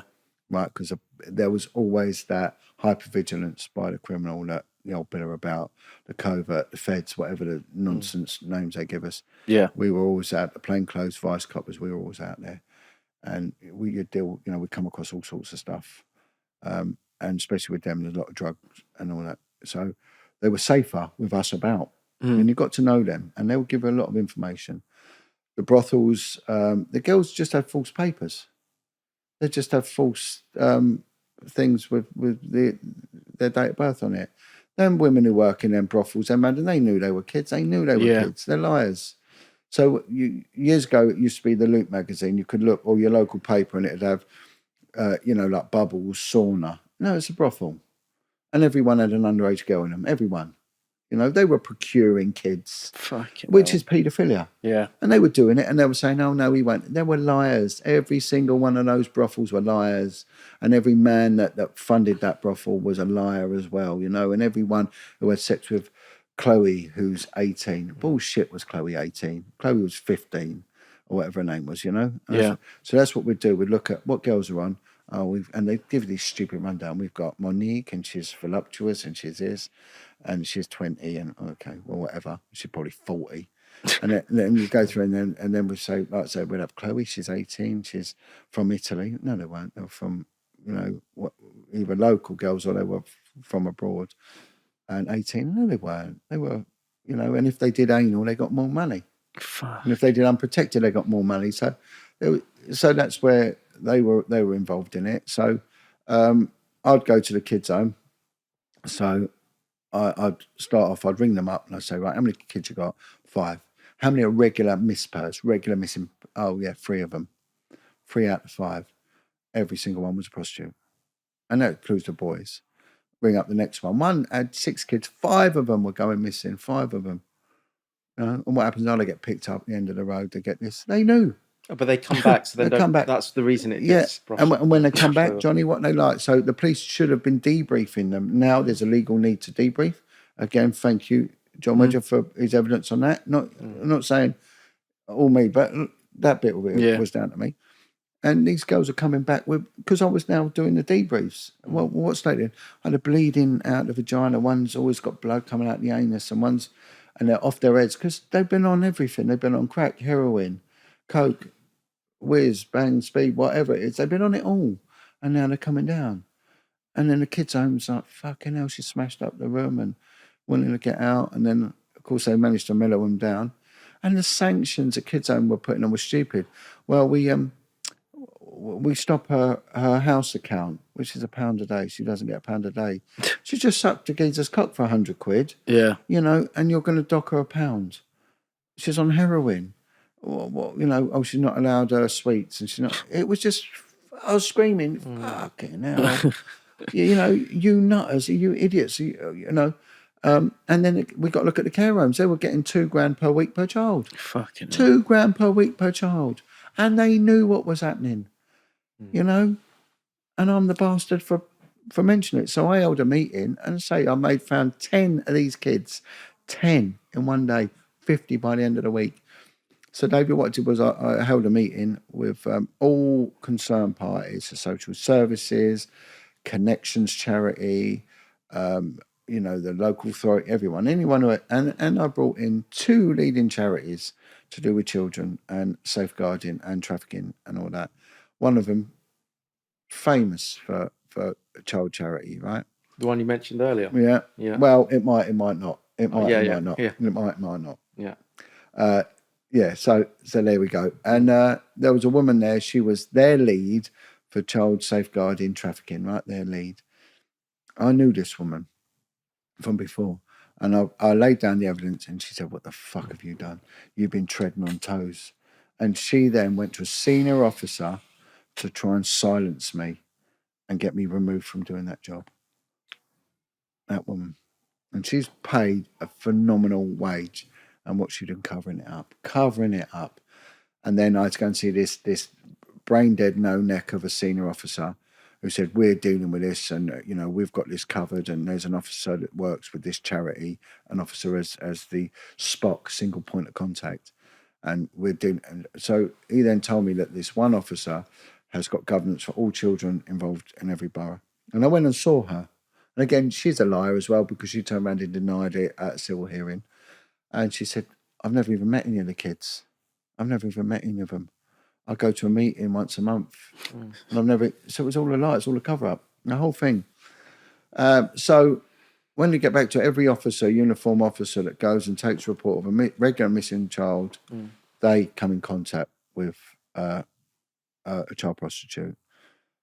If we just take what I know, the London Borough of Harringay, I think, had 26 kids' homes, each holding about 5 to 10 children or whatever. I don't know what the math on that is, but, there's a few kids there. And if each one of them is dishing out 75% of their kids for prostitutes, that's a lot of children in a small borough, let alone what parents are doing to their kids, renting them out. And then on top of that, you've got these ritualistic abuse cases where children are used for sex as well. And these are kids we know about. What about the kids we don't know about? So it's a massive, massive. And you know what? It's easy to locate.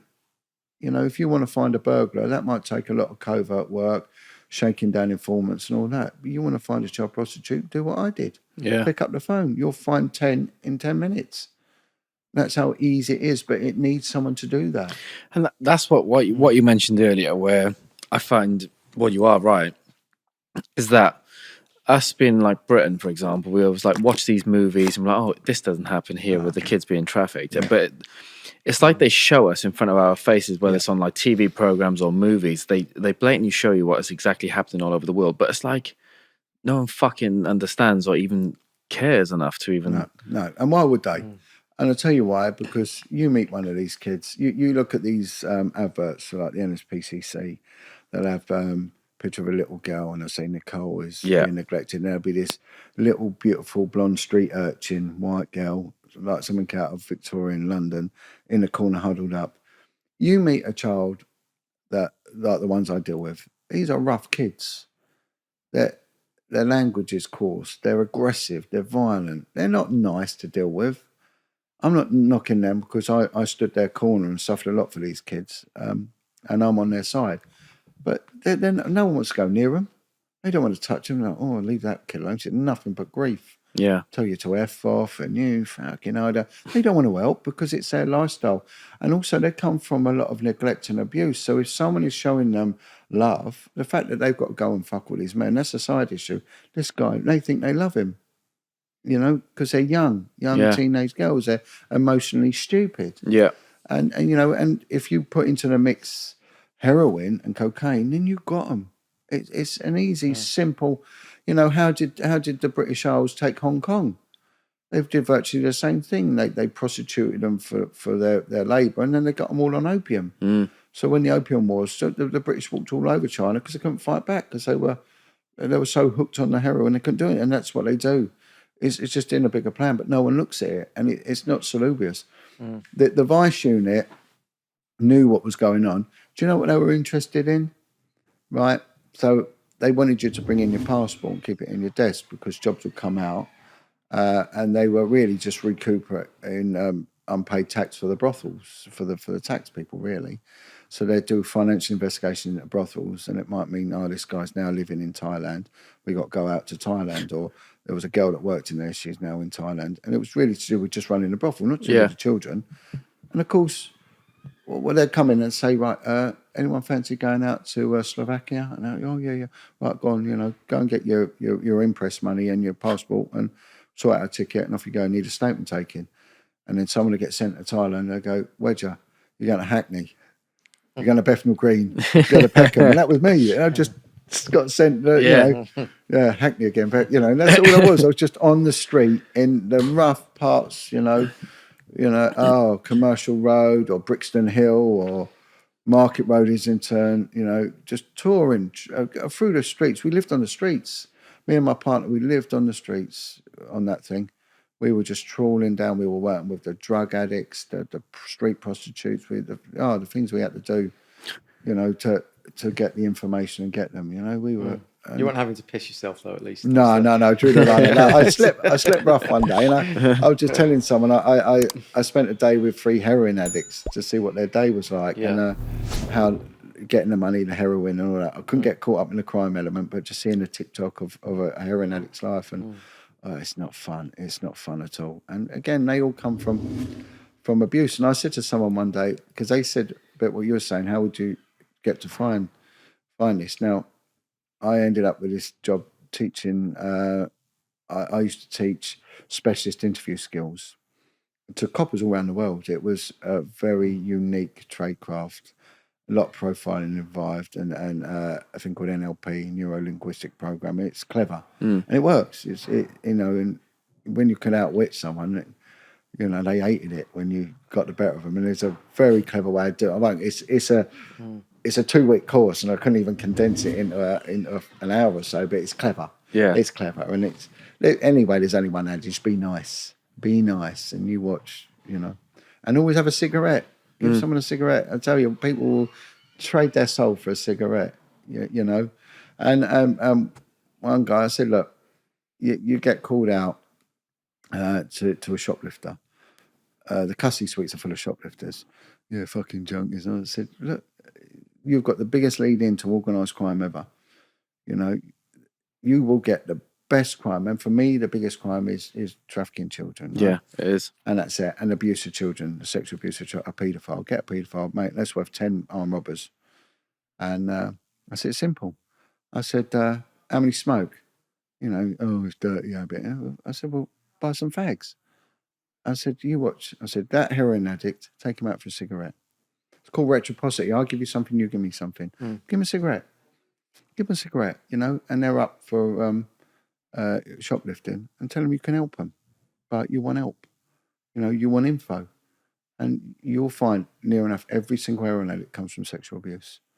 Why are they on heroin? And they'll tell you their story for a fag, you know, and then from there you can get them working for you as an informant, and then you can write a letter to the court and you can get their case thrown out. You can get anything sorted out. I've had one guy, he was looking at 15 years. I got him reduced to 2 years.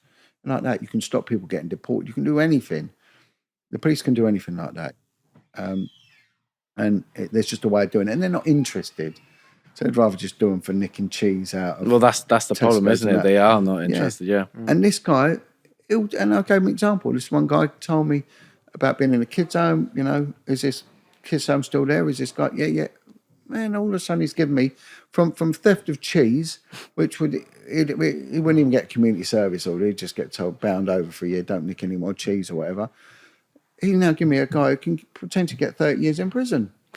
And it's as simple as that. Yeah.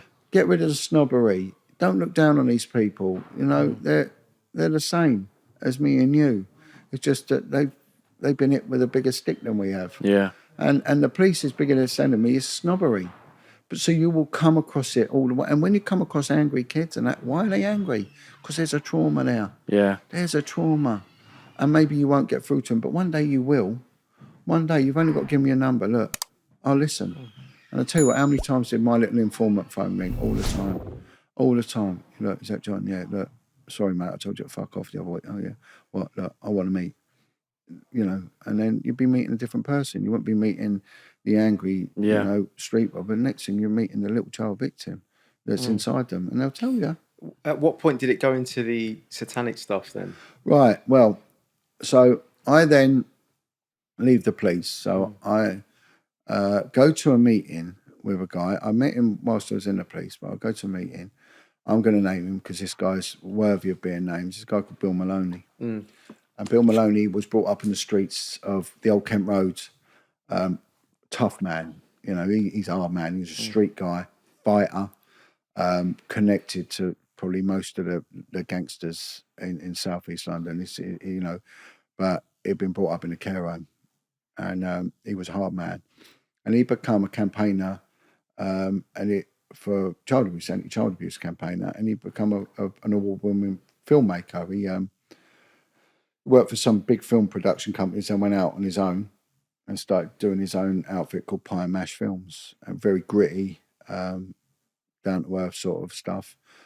And I saw him on the telly once, and he was in Parliament Square speaking out. And funny enough, my old inspector that I worked with, great guy, brilliant guy. I want to give him, he knows his name, he's a good man. And he said to me one day, I come in the office when I was working, he went to Johnny, come in there. And he said, did you see that guy, Bill Maloney, on the telly? And I went, yeah. He went, what do you think of him? I said, yeah, I really liked him. He went, let's go and meet him. I said, well, I don't know where he lives. He went, we were a detective, find him. I tracked down and we met in a cafe, and it was a brilliant meeting.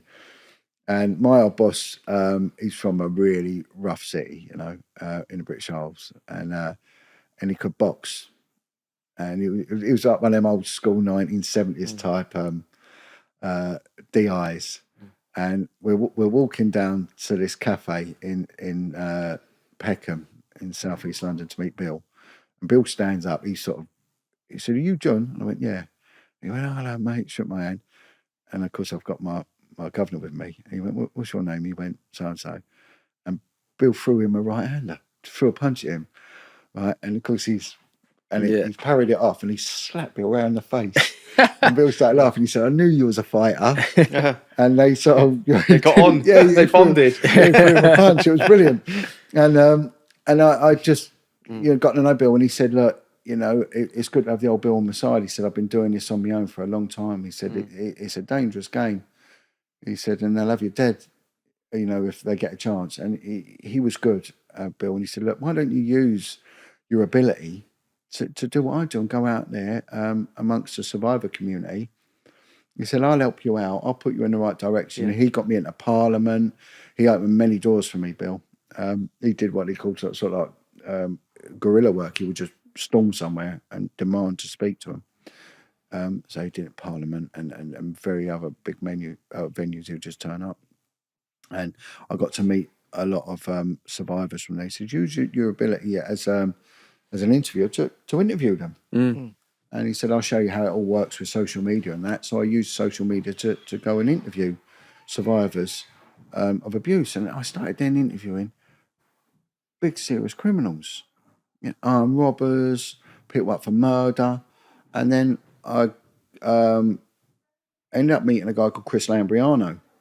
And Chris Lambriano is very well known, very infamous in really the 1960s gang culture, because he was part of the Cray Twins firm, him and his brother Tony, and he went away with the Cray Twins for the murder of Jack Hat McVitie, Chris Lambriano. So I ended up being put in touch with Chris, and I went to see him, and Chris was working for a drug and alcohol rehab centre at the time, as a counsellor and everything else. And he took me to this centre. It was incredible. They had something like an 8% success rate, whereas prison's got an 8% recidivism rate, reoffending rate. And this place was taking the worst of the worst. He said some of these people have never even slept in a bed. They've just been brought up in shocking, and they go on to live normal lives. And I just watched how Chris behaved with people, and he was just good. And this was a guy that had come from serious violence, and he was one of the most dangerous men in the prison system at one point, and he'd gone on to become a Christian and a good man. And I really got on with Chris, got on very well with him, and I started raising money for him and everything else. So from him, I got on to meet other people, and I'd interview them, and there was this percentage, 1 in 10 of the people I interviewed started saying things about their abuse was slightly different. And of course, someone I brought along today was one of them people. And it wasn't, it was incestuous abuse, but it was done ritualistically. It was in devil worship. And they would start giving accounts which were far worse than anything I'd ever heard, in which they were used to kill children. Babies would be sacrificed, and they all said the same thing. But they were different to other survivors because they would all of a sudden get hit by a wall of silence mentally, and they just couldn't go there. But one thing they could do, and I found out, it's called mind control. And it's a way of traumatizing the mind to such a horrific extent that they do shut down. There's a fear in there. Is that they could draw, they could express themselves through drawing. And I went on to see some phenomenal works of art of what people have drawn when their memories come through. And their memories, again, would get blocked. And they had a thing called DID, which was multiple personality, dissociated identity disorder. And they all suffered from this thing. So Bill said, look, you're the one that's going to put DID on the map, SRA on the map, satanic ritual abuse. He said, but be careful. They don't want it coming out. The system don't want it coming out. And it's very dangerous. So I started talking about it, talking with these people, and it was all the same thing. It was intergenerational. So their parents were Satanists, Luciferian. Would they call themselves that though, or was that our perspective on it? Yeah, or they actually say they were Satanists. They worship Satan. I spoke to people that have come out of Satanism. I've also had a lot of communication, malicious and all sorts, from active Satanists. They have a very twisted way of looking at it, that God allows all of this and Satan doesn't. If you look at the Church of Satan, which was set up by a guy called Anton LaVey, they have their manifesto. And if you read their manifesto and no one told you what it was for, you think it's for the most benevolent political party. A lot of people responded to the last one we did saying, I'm a Satanist and I'm a really good guy. We don't believe in any of this dark stuff. Yeah. But it's like that's the first rung of the ladder. They don't know at that entry level. They don't know how evil it becomes, right? Yeah. And I think that's the trap, isn't it? And also, Satan speaks a language of lies. His language is lies. They're liars. And so what they'll say is we're all about equality, because Lucifer rebuked God because he was allowing suffering. And how could anyone allow it? Satan won't allow suffering. but you can do what you want as long as you don't hurt others. And it's a lie. It's a massive lie. They want blood. It's all to do with blood. The value is in the blood. Life and death is in the blood. And deals are made through Satanism.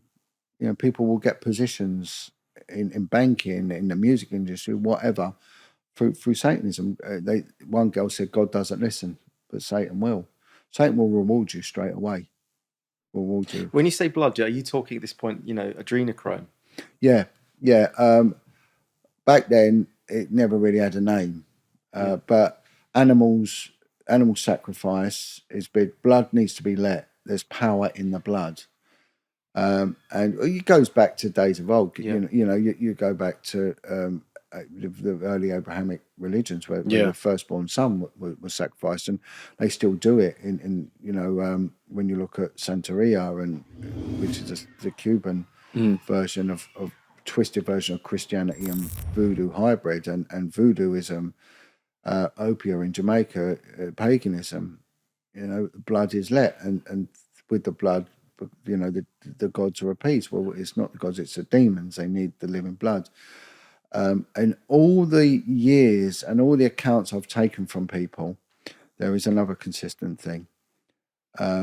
One thing is their rituals, the dates of their rituals, and who they curse in their rituals. I've never ever heard Allah cursed. Yeah. I've never heard Buddha, Vishnu, Ganesh, none of them. Never. Everything. You don't hear this term anti-God, because all these are gods. You never heard, but you do hear a term called antichrist. Yeah. Jesus Christ is our enemy, because Jesus Christ is life, because he conquered death. He rose again. None of the others rose again. Jesus Christ rose. So everything is anti-Christ.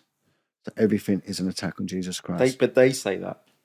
Yeah, it's They'll all openly say that. Yeah, we are antichrist. It's Jesus is the enemy. Yeah, and they'll say that's what they're against is Jesus Christ. And when you mention the music artists where they make sacrifices of blood, where I have done research on some of these artists, for example, will do that. They'll sacrifice one of their children to get higher, sell more albums, be more famous, wherever it might be, have more money.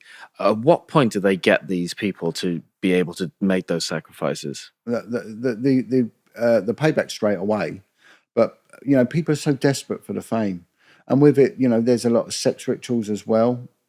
All these things are a lure. Yeah. And once they're in, listen, if you borrowed a penny off the devil, you ain't never paying back that interest. It ain't happening. There's a lot of artists die at the age of 27, called the 27 Club. I can explain that. I can explain how it works. And I've done it on your show, explaining the hierarchy of Satanism and how powerful it is. They benefit. There is a benefit. There's a massive benefit from doing this. But it's not worth it.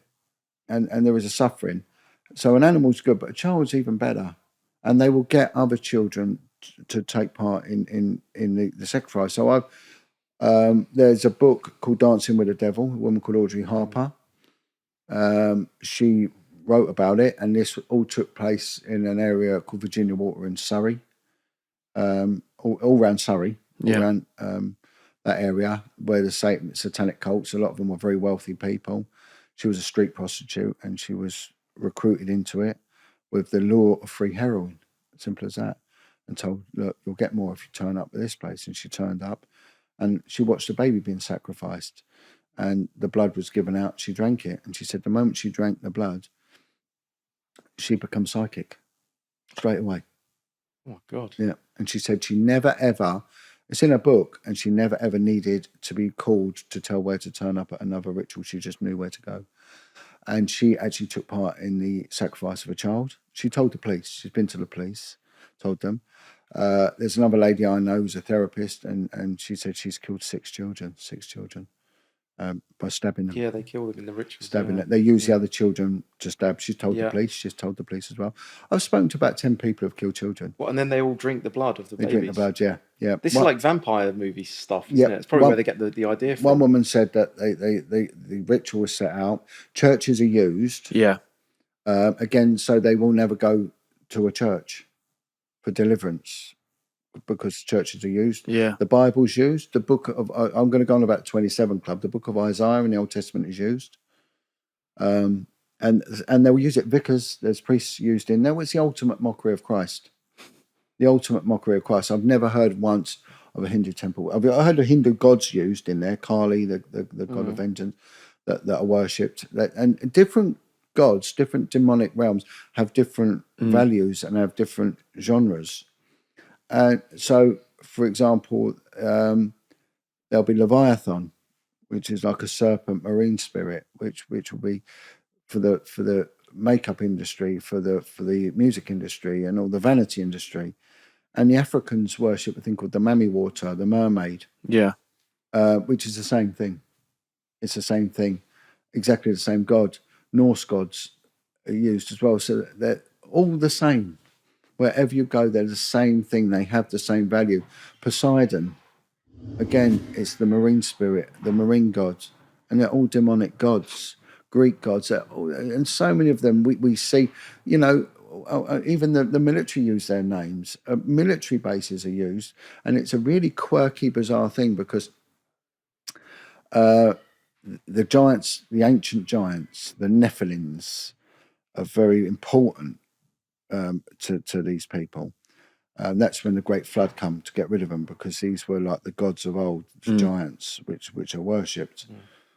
And there's a lot of megalithic sites around the UK, around the world really. But if we take the UK and Southern Ireland, for example, there are many megalithic sites, and they've been named to me, these places. And one is in Southern Ireland, has been named, and this woman said that's where she'd be taken, and that's where the rituals will be, and then she'd be used in the rituals, the killing of other children, babies, and I'm going to go on to quantify about the babies in a minute, animals, and then there'll be rape. Sodomy is a big thing. Sodomy is massive. Yeah. Sex with animals is big as well, huge. Why though? Is this just the perverted perversion. The gods want it, and that's what they want. So they're getting instructed and enjoying this. Yeah. They will be given a host, like a holy bread. Again, antichrist. It's not a blessing, an anti-blessing from Allah or from the Hindu or from Buddhism or Shintoism. Nothing. Again, against Christ. And is it all that is getting taken place? Is that just purely for control that these people have? Yeah, it's on many levels. So it'll be for control, money, wealth, fame, whatever it is. But the problem is these megalithic sites, they're all on military land. So the military cordoned off these sites. So there is no public access. So you can't get on there to dig and to find out. Shit. So Salisbury Plains got them. Again, the MOD, the Irish Army have got one in Donegal. And they've all been named to me, and again they all appear. I spoke with one woman who was a street prostitute, and she would be offered £2,000 to get pregnant and have a child. And she would go to a place in Brompton in West London to give birth to the child. She said sometimes it'd be in Brompton Cemetery itself. She'd actually give birth in there, and the child will just go straight away, be taken. She'd get £2,000 cash given to her. Sometimes if there was complications, there'd be a doctor that they would use. And then boom. And she said there was quite a few girls doing it. Fucking hell. And I've even got her transcript. It gets reported. It doesn't go anywhere. These things do get reported and they don't go anywhere. So that's how they get all the babies. That's where they get most of them from. Yeah, babies. And they get them from the street prostitutes and things like that. Again, Audrey Harper wrote a book and she went to the police. It's so well documented in her book. And I've heard account after account. Of course, what one girl said, she went to her parents. It's always intergenerational. The Holy Ghost, the bread would be made out of feces, menstrual blood, and semen, and they would mash it up and bake it into a bread and eat that. Defecation is used, urination. But they eat shit. Shit is eaten. Yeah. One guy told me his parents were Satanists. He was involved in Satanism, and he said that every single big celebrity has eaten shit. I was going to say, to get to that level, they're probably going through some kind of ritual. Yeah. Maybe not the killing stuff, but on some Well, kind of level I of was ritual, told right? you Or do you do think- not attend a ritual without drinking the blood. It's impossible. Oh, really? Yeah, there's a copper who speaks, and again, I've got to be careful what I say here. And he reckons he stumbled on a ritual and made out he was passing by and whatever. It's a lie. It's a lie. There's no spectators in this game. It's too dangerous for them. The risks are too high. Yeah. You're in it both feet, and you ain't getting out. You ain't getting out. If anyone wants to check the validity of this, read the RAINS list. Yeah. RAINS, which is a document, a 15-page document of the who's who of Satanism in the UK.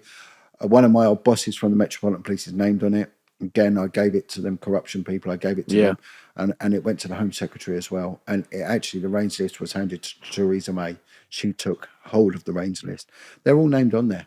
All the politicians. And it's never been discredited, has it? Never been discredited, and it was done by a very well-respected therapist, psychotherapist, psychiatrist, all rolled into one. And the how she got about the information is very valid as well. She worked for survivors, and she would only put a name down if 2 or more, so 3 people mentioned that person. Wow. Again, the head of the vice unit of the Met Police, he's named on there. He's named on there. So, I got one woman told me that, again, prostitutes were approached by this same copper and said, look, if you're pregnant and that, you can come and see our people. Homeless people would be killed in these rituals. Hey guys, I hope you've enjoyed this show so far. If you want to watch the remaining 1 hour of this explosive interview with Jon Wedger, where we talk about the satanic rituals and what actually goes on, we also talk about super soldiers and how they're created through mind control programs such as the Bourne series or even James Bond, and how this character was actually based on an occultic advisor to Queen Elizabeth I. We also talk about Britney Spears and her multiple personalities based on her childhood mind control, as well as Michael Barrymore and his suspicious past. If you'd like to see all this and more, consider joining my Patreon and becoming a premium member. That way you can watch the full-length interview and always watch the full-length interviews each month. Plus you get bonus access to the videos deemed too naughty for YouTube, which were deleted. You get exclusive access to that archive as well each month. You can also view my other tier options depending on how involved you want to be. I'll see you there, guys. Cheers.